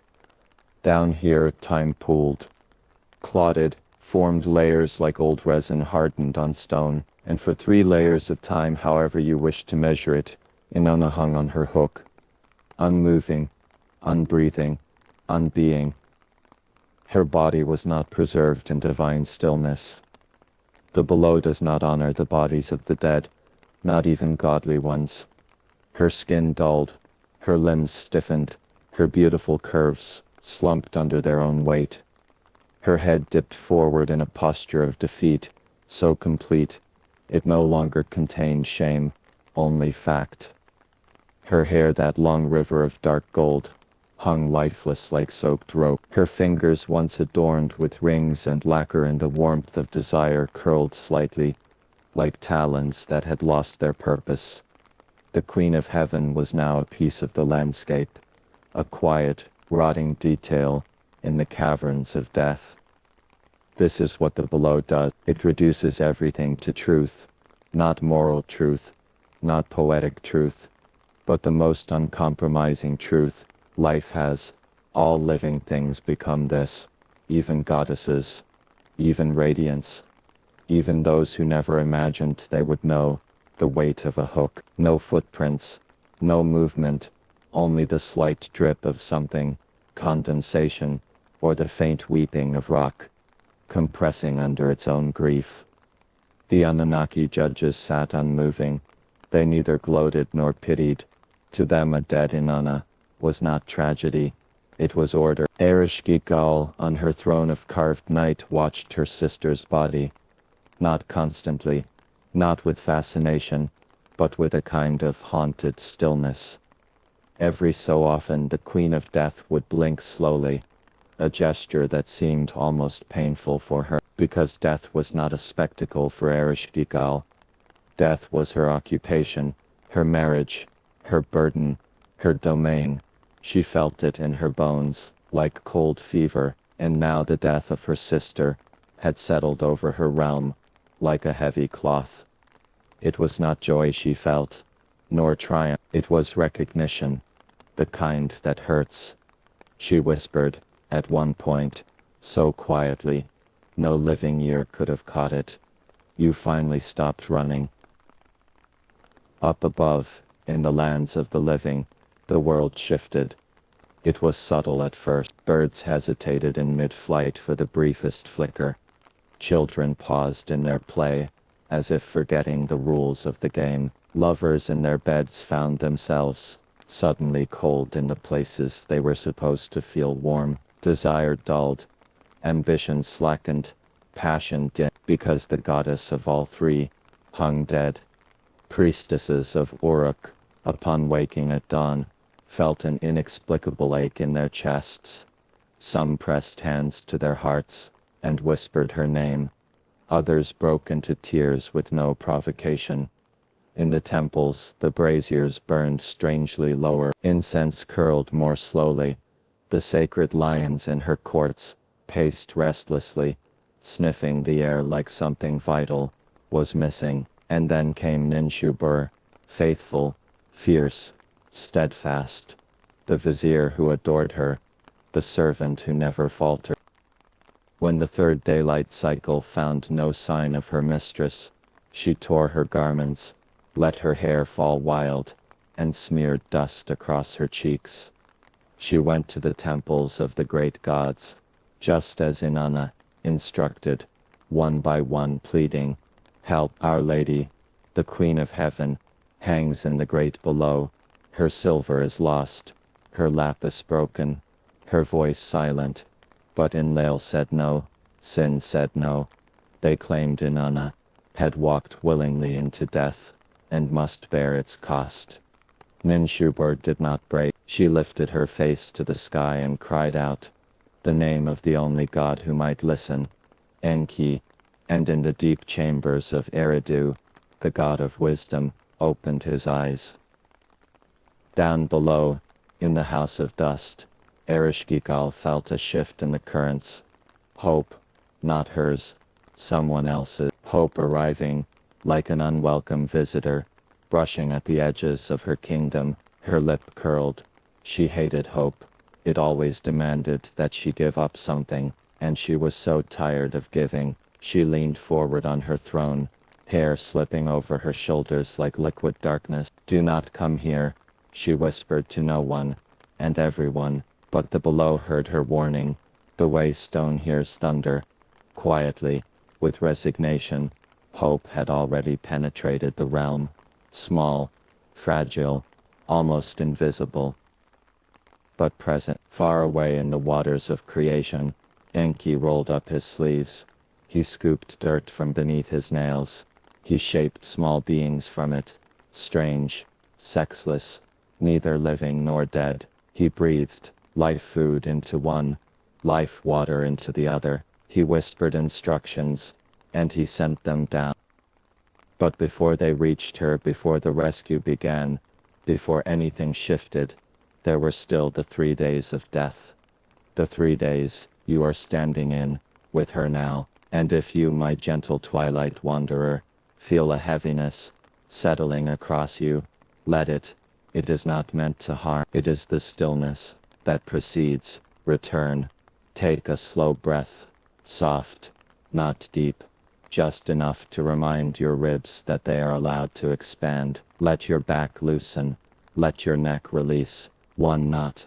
This is the part of every journey where nothing moves, where everything where death is not an ending, but a pause, a necessary silence, before the next impossible thing happens. On the hook, Inanna hung, her essence dimmed, but not extinguished. There was no way to see it with mortal eyes, but if you could have watched closely, very closely, you might have seen the faintest shimmer beneath her skin, a stubborn light, a seed, a spark refusing to die. It was not enough to revive her, not yet, but it was enough to attract 2 tiny creatures, slipping through cracks in the gates, 2 little shadows, crafted of dirt and compassion. They crawled down the last tunnel, into the last chamber, into the last truth, toward the hanging corpse of the Queen of Heaven, and toward the moaning of a Queen of Death, who had not been heard by any living thing in centuries. This is where resurrection begins, not with light, but with being witnessed. Ereshkigal did not weep the way mortals do. Mortals cry like storms, sudden, drenching, violent, then hollow. The Queen of the Great Below did not burst or sob. Her grief was older, slower, a tectonic ache that moved mountains, one tremor at a time. She sat upon her throne of shadow, and let the weight of existence press into her bones, like a second skeleton. Around her the chamber breathed, its cold, humid breath, a cavern, exhaling the sorrow of every soul it had claimed. Inside that vast, echoing dark, her voice finally cracked. "Oh, my heart." The words came from a place so deep, it might once have been molten. "Oh, my liver." In ancient thought the liver held emotion, the seat of sorrow, the well of every grief. "Oh, my innards." Her voice splintered, it shook the stone, it shook the judges, it shook even the Gala, who were not accustomed to hearing their queen sound so painfully alive. And far above, in a chamber of water and reeds, Enki felt it, the shudder, the break, the truth. The Gala Tura and Kurjara, those strange, sexless, dust-born little beings, were already slipping through cracks of the 7th gate, while Ereshkigal moaned. They did not move like they did not breathe like mortals. They did not fear like mortals. They were made of compassion, not the sweet, airy compassion sung about in hymns, but the raw listening kind, the kind that sits beside suffering, without flinching, without turning away, without insisting on a quick fix. They traveled, like shadows given purpose. They slid along stone, like a whisper too soft for even gods to hear, and they reached the throne room. They saw her, Ereshkigal, goddess of death, queen of the silent, sister of a hanging corpse, now stiff on a hook. Her hair fell around her face like an avalanche of shadows. Her robe had slipped from one shoulder, not in a gesture of seduction, but in the sloppiness of someone too exhausted to fix it. Her fingers dug into the stone throne, as if she needed its solidity to keep her from unraveling. She did not see the tiny dirt creatures arrive. She did not notice their bowed heads,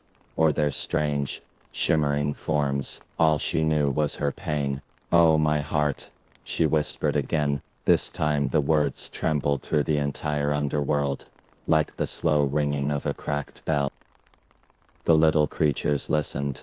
That was their purpose. That was why they had been made. Not to fight, not to break locks, not to trick guards, but to hear, to witness, to do the one thing no one in Ereshkigal's realm had ever done for her. When she cried, they cried back, not mimicking, not mocking, mirroring. "Oh, your poor heart," the Galatura whispered.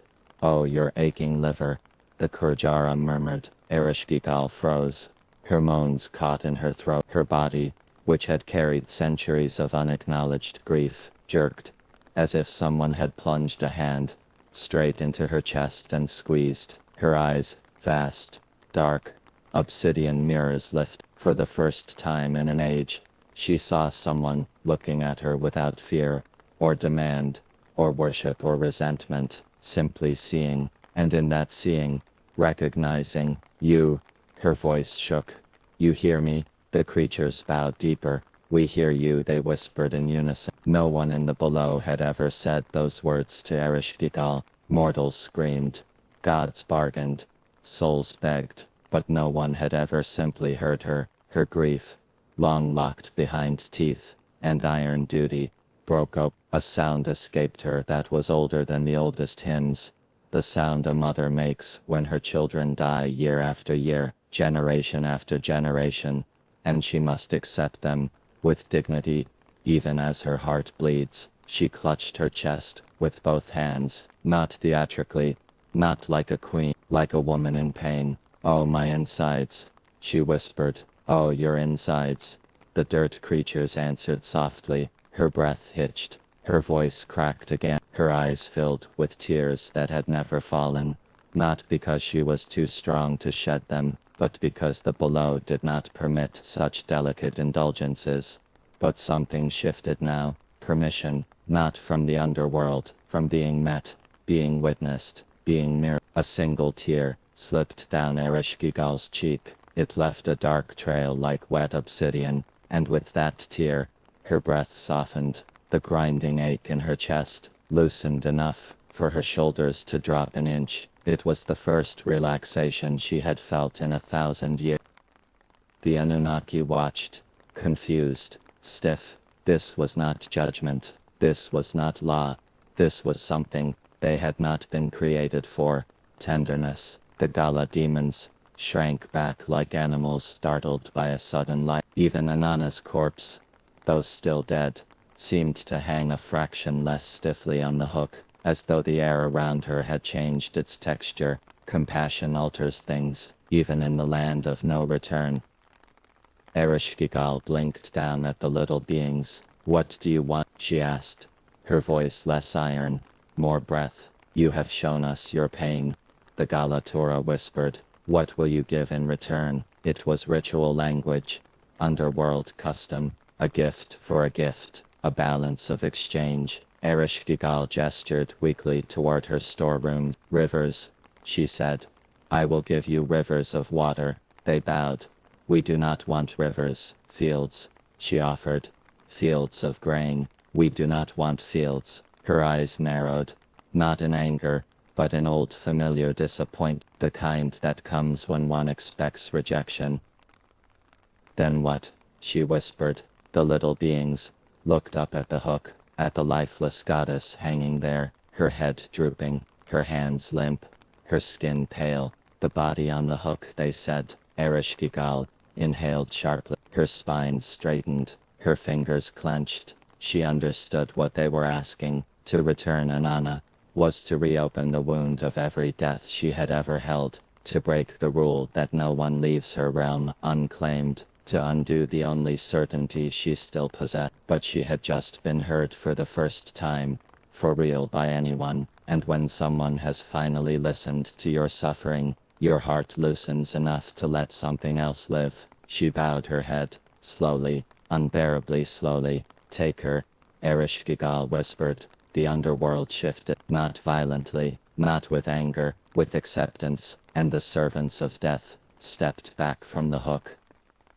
The Galatura and Kurjara moved to the body. They touched Inanna's feet with one hand, her cheek with the other. The water of life sparkled blue in one's palm. The food of life glowed pale gold in the others. They touched both to her lips. Her chest did not rise, not yet. They touched her eyes. Her lids did not flutter, not yet. They touched her heart, and the faintest pulse, so small, it could have been mistaken for imagination, pushed once, beneath her ribs. Light shimmered, so faint, it was almost a trick of the dark. Shimmered again, a second pulse, a third, her fingers twitched, her head lifted.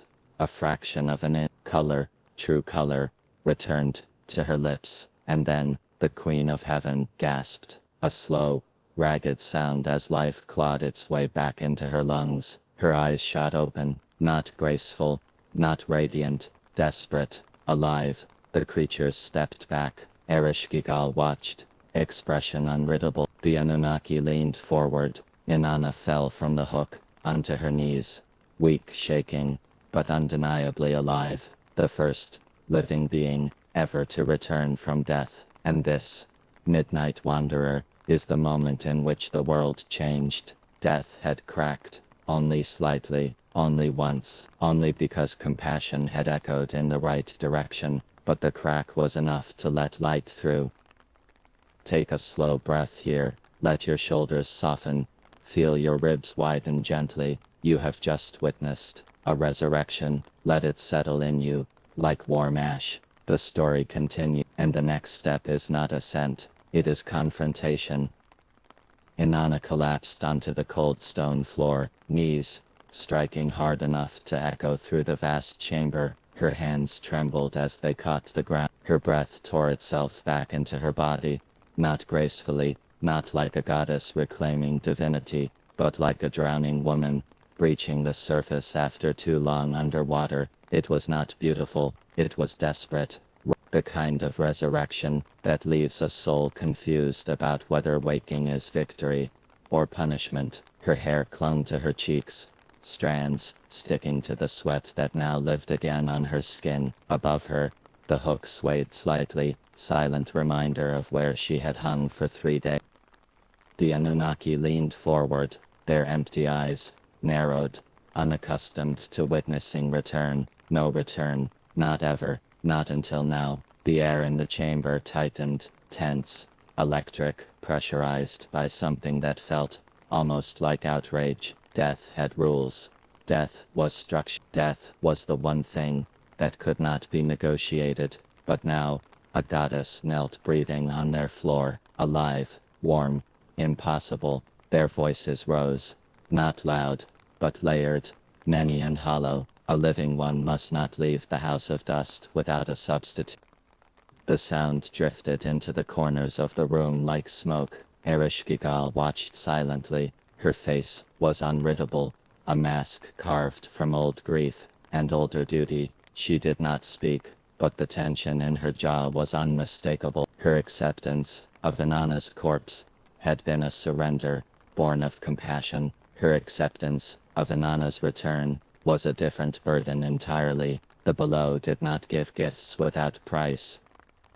Inanna lifted her head. Her eyelids fluttered, weak, heavy, and very human despite the starlight buried deep in her bones. Her first breath, after resurrection, was not a gasp. It was a sob, quiet, sharp, and involuntary. Not sorrow, not joy, shock. Her body remembered death too vividly. Her chest still ached, where life had been poured back in. She pressed one hand to the stone to steady herself. It felt too real, too cold, too grounding. Her second breath came easier, her third steadier, her fourth, a goddess rising out of her own ruin. She pushed herself to her feet, not gracefully, but she stood. Her legs shook, the chamber spun, the taste of dust clung to the back of her throat, but she stood, her spine remembered what it meant to lift a throne. Her blood remembered what it meant to outlast defeat. Even stripped bare in the land of the dead, she was still Inanna, still the star that rose at dawn, whether the world was ready or not. The Gala demons shifted uneasily, smoke-shaped bodies, twitching, as their instincts argued with fate. These were beings that devoured order, snatched souls, dragged the unwilling into shadow. They had never encountered a living goddess who had died and returned within their walls. Their claws scraped stone as they surrounded her, not attacking, not yet, but circling, with the hunger of law, rather than violence. Someone must take your place, one hissed. You may not leave, growled another. Death must be fed, said a third. Their words were ritual, their tone, absolute. The below did not allow imbalance, and the resurrection was the greatest imbalance imaginable. Ereshkigal finally stood, slowly, deliberately. Her movement was a dark sunrise, a reminder that she held dominion here, not through beauty or charm, or worship, but through inevitability. She descended the steps of her throne, each one echoed, not with sound, but with pressure, like the room inhaling. She stopped in front of Inanna. The sisters faced each other, alive and unalive, light and shadow, desire and grief, above and below, two halves of a cosmic equation that had never balanced. Ereshkigal's voice was low and hoarse, still carrying the tremor of the tears she had not meant to shed. You died, she whispered. It was not accusation, it was fact. Inanna swallowed. Her throat hurt, her chest hurt, her soul hurt. Her voice emerged as a rasp. I return. Ereshkigal's expression tightened. None return. Their gazes locked. This was not the gaze of two goddesses battling for power. This was the gaze of two women who had finally seen the inside of the other's suffering, one through dissent, one through being heard. Ereshkigal lifted her chin. A fraction. The Anunnaki have spoken, she said softly. A life in the below cannot vanish without another replacing it. Her words were not cruel, they were law. Go, she said with a gesture toward the path upward, but go only when you have chosen the one who will stay in your stead.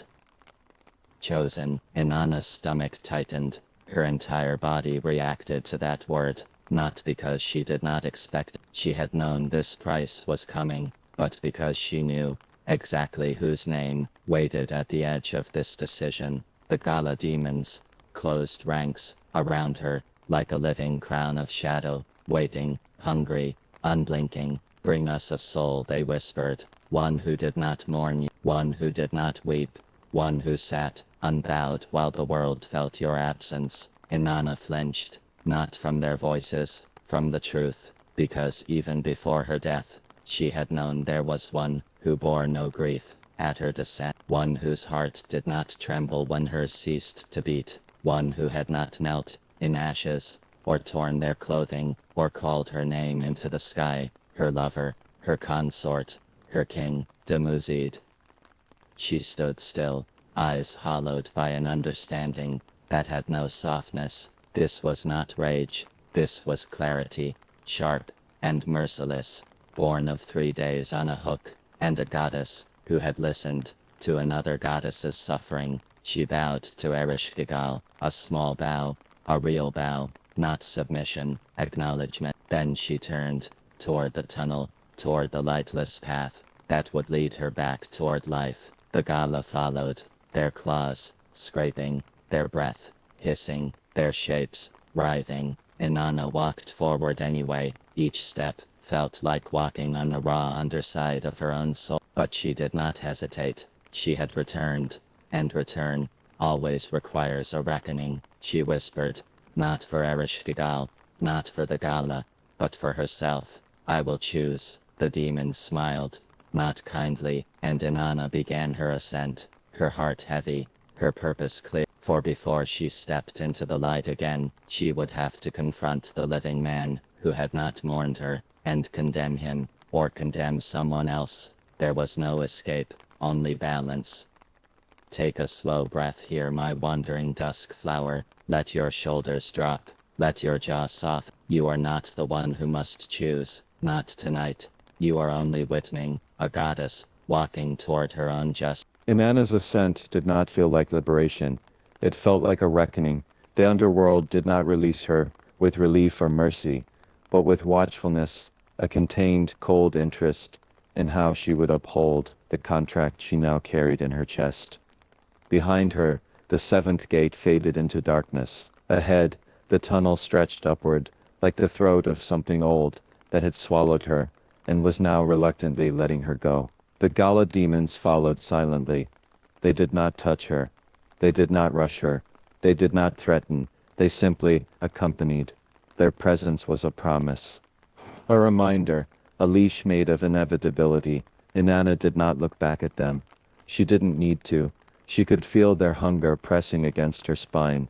Not hunger for flesh, not hunger for blood, but hunger for balance. She had risen. Someone must fall. As the tunnel wound upward, her feet felt heavier. Not from death, she had left that on the hook, but from responsibility. It clung to her skin like cold oil, sinking deeper with each step. When the sixth gate came into view, she paused. Nettie stood beside it, as though he had never moved, never blinked, never breathed. He looked at her in a way that was almost human. Almost, "You have returned," he said. The words were not approval, not warmth, just acknowledgement. Inanna nodded once. The gate opened. She stepped through. Behind her, the Gala glided forward, their shadows slipping through the opening, like smoke being inhaled by a dying fire. At the fifth gate, Nettie spoke again. "The coal has been taken, so must someone be taken in your place." He said it gently, but the gentleness made it worse. Inanna walked on. At the fourth gate, "The robe that covered you was taken. One must now be covered by the dust of the below, in your stead." Inanna kept walking. Her breath was steady, but thin, like someone pacing herself through a familiar pain. At the third gate, "The breastplate that guarded your heart was taken. Now another heart must break." The words hit her differently. Not physically. Gods do not wince like mortal bodies do, but spiritually. Still she walked. At the second gate, "The necklace that marked your blessings was taken. Now the blessings of another must be withdrawn." She did not falter, but her jaw clenched. The weight in her chest tightened. At the first gate, "Your crown was taken," Nettie said softly, "and now, a crown of life must be taken from someone else." The words echoed through her blood. A prophecy she had known, even before her descent. Someone who did not mourn, someone who did not grieve, someone who did not bow in her absence. At last, she stepped back into the world of the living. The air above struck her like heat, overwhelming, bright, full of sound, even in its silence. The sun, gentle as late afternoon, felt like a blade on her bare skin. Her chest tightened, her eyes watered, not from emotion, from sensation. Life was too loud for someone who had been dead. She stood on the threshold, between realms, and the world around her stilled for a moment, as if it sensed a fracture in reality. And then, a soft sound. Lady Inanna, Ninshub, her loyal vizier, ran toward her, from the temple courtyard, robes torn from mourning, hair unbound, feet bleeding from her pilgrimage to every god and every sanctuary. When she saw Inanna, alive, she fell onto her knees, not because she had been told to, not out of ritual, but out of pure, crushing relief. "My lady," she cried, you live, you live." The Gala demons surged forward. They rushed at Ninshubur, claws extended, mouths opening, a hiss of hunger curling from their throats. But Inanna stepped between them, her voice cracked like a whip. "No," the demons recoiled. Ninshubur had mourned her, had wept, had torn her body in grief, had begged the gods to save her. She had earned her life. Inanna's eyes, still bare, still unpainted, held the demon's gaze. "She belongs to me," Inanna said, and the Gala lowered their heads. Her authority still meant something, not the authority of a goddess in full regalia, that was gone, but the authority of someone who had died and risen. It was a different power, quieter, sharper. The demons shrank back. Ninshubur trembled against Inanna's legs. "My lady, please do not leave again." Inanna placed a hand on her shoulder, a gesture she had almost forgotten how to make. "I will not," and she stepped past her. The Gala followed. Next came Kara, the god of the palace musicians, who saw Inanna and threw himself face first into the dust. "Forgive me," he cried. "I prayed, I sang laments, until my voice broke." The demons moved toward him. Inanna blocked them. No, Kara had mourned her too. He would not be touched. The demons hissed, but their claws did not fall. She walked on. Lulal was next, the handsome, loyal warrior who guarded her temples. He fell onto both knees and pressed his forehead to the ground. "I waited at your gates for 3 days," he whispered. "My lady, I would have followed you into death had you called." The Gala surged. Inanna stepped forward. "No," she repeated. The demons snarled, their hunger growing. They were patient, but not infinite. A substitute was required. Life had been returned. Life must be taken. Reaching the living was merely a process of elimination. 3 loyal hearts, spared. 3 shadows, held back. There would not be a 4th. Finally, in a courtyard draped with flowers and afternoon sun, Dumuzid appeared. Her lover, her consort, the shepherd king. He sat on her throne. He wore his finest robe. He held a cup of wine. He was laughing, laughing. No dust on his head. No torn garments. No ashes on his face. No prayers worn into his knees. Not even a moment of silence. Joy in the place that should have been mourning. Inanna stopped walking. The demons stopped breathing.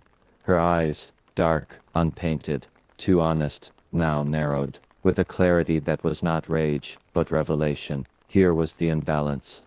Here was the vacancy in the cosmic scales. Here was the one who had not grieved her death. The one she had lifted to kingship. The one she had loved with the excess of a goddess's heart. He had not loved her back with even a fraction of it. Her voice, when it came, was quiet, deadly quiet.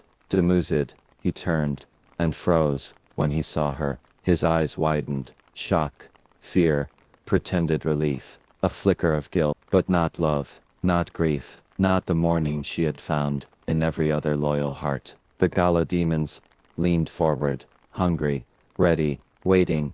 Inanna stepped closer, her hair lifted in the faint breeze. Her skin glowed with the faint shimmer of resurrection. Her voice was soft as shadow. "You did not mourn me." Dumuzid's lips parted. "My lady," she cut him off. "Take him." The Gala demons roared, not loudly. They had no lungs, but with a spiritual hunger, so immense, the air rippled. They surged forward, and seized him. Dumuzid screamed, panicked, betrayed, alive. The demons dragged him, from her throne, and into the shadows, and Inanna watched him go, without blinking, without smiling, without turning away, without regret. Her resurrection had been bought. A soul had been named. The balance was restored. Take a breath here, my dusk soft wanderer. Let your chest rise. Let your shoulders fall. You are watching a goddess choose justice over sentiment. You do not have to choose anything tonight. Just rest. Witness. Breathe. The moment Inanna said, "Take him," the world around Dumuzid changed. The sunlight on his skin turned cold. The warmth of the throne beneath him curdled into stone. The air in the courtyard thickened, not with heat, but with presence. The Gala demons closed in. They were not flame, not beasts, not blades. They were inevitability, given shape. Hands of shadow latched onto Dumuzid's arms, his ankles, his shoulders. He lurched out of the throne, wine spilling, crown tilted. "No, no, no. Inanna, please." But this was not the tone of a man who had spent 3 days tearing at his hair in despair. It was the tone of someone shocked that consequences had arrived. Inanna watched, expression calm, eyes dark and bare, the same eyes that had looked upon him with warmth now regarded him with something else. Not hatred, not even anger, judgment, cold, accurate, final. You did not mourn me, she repeated quietly. That was all. She did not scream, did not curse. She simply named the truth. And truths, in the wake of the underworld, carry more power than any spell. Dumuzid struggled. The gala dragged him across the courtyard stones, his heels leaving scuffed streaks of dust. He twisted, jerked, fought. The demon's grip tightened. To his credit, and perhaps his tragedy, he did not simply collapse into surrender. He ran, with a sudden surge of panic. He tore himself from their grasp.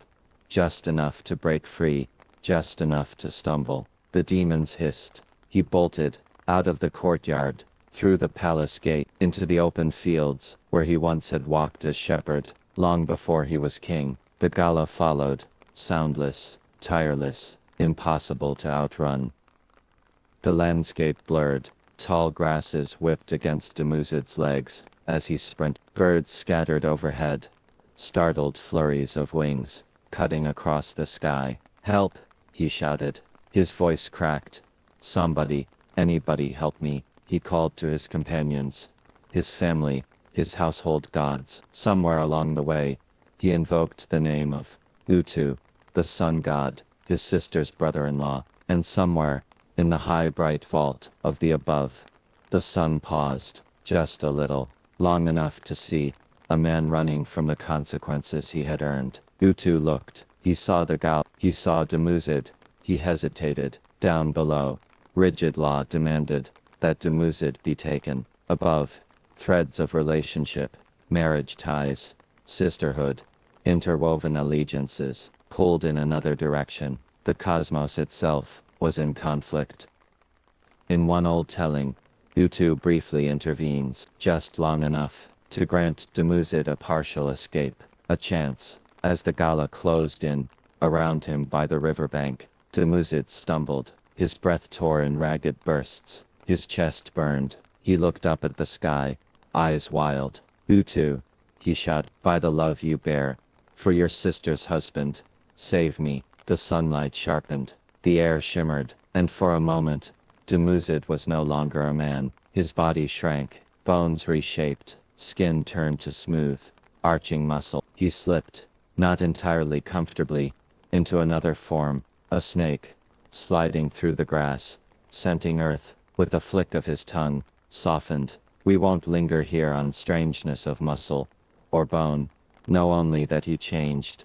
Suddenly, and completely, he fled. The gala hissed with fury, their claws scraping the soil. They gave chase, even shape-shifted, even transformed. By the mercy of a god, Dumuzid could not permanently escape a sentence spoken in the underworld. You can run from guilt, but not from balance. Not forever.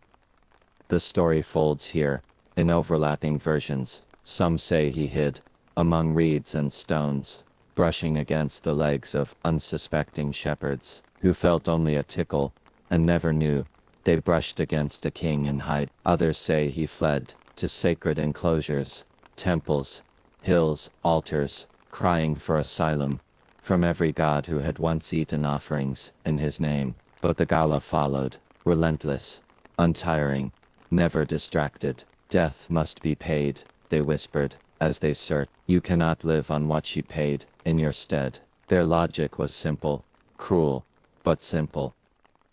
Eventually, the chase led him to someone who loved him more deeply than he had loved Inanna, his sister, Inanna. She found him trembling at the threshold of her home. He no longer wore a crown. His robe was torn, his eyes wild. "Dumuzid," she breathed. She reached for him, not as a subject, not as a worshipper, but as family. He collapsed into her arms. "The demons," he gasped. "They come for me. They will drag me down. Sister, please hide me." There was no time to think, no time to weigh. Love does not calculate. When someone it cherishes stands at the door in terror. Inanna pulled him inside. She covered him with cloth. She whispered prayer. She stood in the doorway, with her own body between Dumuzid and the world. When the gala came, and they always come, They found her first. Where is Dumuzid? They hissed. Her heart hammered. She could have handed him over. She could have looked away. She could have claimed ignorance, claimed fear, claimed helplessness. She did none of that. She lied. He is not here. The demons narrowed their empty, smoke-dark eyes. We smell him. We feel him. We know he ran this way. Is Inanna's palms sweated, her throat tight, but her spine did not bend. You will not take him, she whispered. A dangerous thing to say to creatures of law. They surged. They pushed past her. They overturned cloth and storage, searched the house, with the invasive intimacy of inevitability. Some versions say they found him there. Others say that he slipped away again, changing form, fleeing to other hiding places. The myth fractures here, but its emotional core remains. He ran. They hunted. His sister stood in the way, as long as she could. Love, against law. Where the versions agree, is the end. The Gala got it, because they must. A debt had been named. A life had been spared. The below would not be cheated. At last, whether in his own body, or briefly transformed again, Dumuzid was seized. They took him, not gently, not savagely, efficient. He was pulled downward, out of the fields, away from the sky, away from his sister's arms, into the below, into Ereshkigal's realm, into the place where Inanna had hung on a hook. The story does not linger on what he felt there, only that he went. He became one more, among the countless, a soul claimed, a life measured, a presence that now belonged partly to the dark. And then something unexpected happened. Is Inanna, racked with grief, went to the gods. She did not shout. She did not demand. She pleaded, "Let me share his fate," she whispered, not to save him completely, not to undo the sentence, that was impossible, but to divide it, to keep him, and herself, from being swallowed entirely by sorrow. A different kind of balance, not cosmic this time, personal. If he must stay below, she said, let him return for part of the year. Let me take his place, for the rest. It was unprecedented. It was also the only way to soften the harsh geometry of what had happened. The gods considered. So did the below. Inanna, now alive again, felt the ache of Dumuzid's absence, and the echo of his betrayal. At the same time, complex feelings, godly feelings, messy, contradictory, true. Ereshkigal, who knew too well what it meant to keep the dead, listened, and the universe shifted slightly, as if making room for a new kind of rhythm. They agreed. A bargain was struck. For part of the year, Dumuzid would dwell in the below, a companion to Ereshkigal, one more echo in her halls of end. For part of the year, he would rise, returning to Inanna, to the fields, to the warmth of sun, and the song of flocks. And Is Inanna, sister of his blood, would alternate with him. When Dumuzid returned, she went below. When he went below, she rose. 2 lives, woven into a cycle, down, up, dark, light, silence, song. On earth, people felt it. When Dumuzid descended, the fields quieted, grasses yellowed, the earth hardened. Ewes and cows seemed less eager, less generous. When he rose again, the land softened, green returned, shoots broke the soil, lambs staggered on newborn legs. Over time, people named these patterns: summer and winter, abundance and lean years, times of warmth and times of withering. They lit fires, they held rituals, they cried out for Dumuzid to return, not always because they loved him as a person, but because his coming and going marked the rhythm of their survival. Inanna watched this cycle begin. She felt the seasons in her own body, the ache when he dropped into the below, the bittersweet loosening when he rose again. Justice had been served, balance restored, and yet the restoration was not neat. It hurt. People often imagine justice as clean. It rarely is. Someone is always grieving, in every season. Inanna understood this now in a way she never had before her descent. She had lost him. She had reclaimed him. She had half lost him again, and the world got seasons out of it. Life, and death, and rebirth, braided into a single pattern. Little wanderer, take a breath again here, a soft one, not heroic, not fixing anything, just enough to feel your ribs widen and your spine gently lengthen before relaxing. Good, you live too, in a world of seasons, not all of them written in weather. Sometimes, your heart has winters no one else can see. Sometimes, your life blooms in places that look from the outside like wasteland. The myth of Inanna and Dumuzid tells you this. No one comes back from their own underworld without leaving some part of themselves behind. No one rises without something else falling. But sometimes, from that harsh arithmetic, a pattern emerges, one that carries spring, even if it cost. Now the descent and its price have been told. And now, wanderer of dusk, the tale has run its course. Inanna has risen, Dumuzid has fallen. The seasons have begun their eternal turning, and the threads of gods and mortals settle into place once more. But you do not need to carry any of that with you into the night. If your shoulders feel tight, let them loosen, just a little, as if some invisible gate has finally opened behind you. Let your jaw soften, let the breath ease out of your body in a slow ribbon, the kind that doesn't need to impress anyone. Good. You've walked long paths tonight. Before you drift deeper, let me thank you for letting your quiet heart linger here in the temple. And if stories like this keep you company in the hours when the world grows softer, then do subscribe so the next tale finds you before sleep does. And while you're there, tell me, what part of Inanna's journey stirred you the most? Your words help weave the next story. Now, let the rest of the night take over from here. Let your breath soften. Let your body grow warm and heavy. Let the darkness wrap around you like a velvet cloak. The gates of the underworld have closed behind us. The gates of sleep open before you. Good night, my star-soft wanderer. May the quiet find you quickly.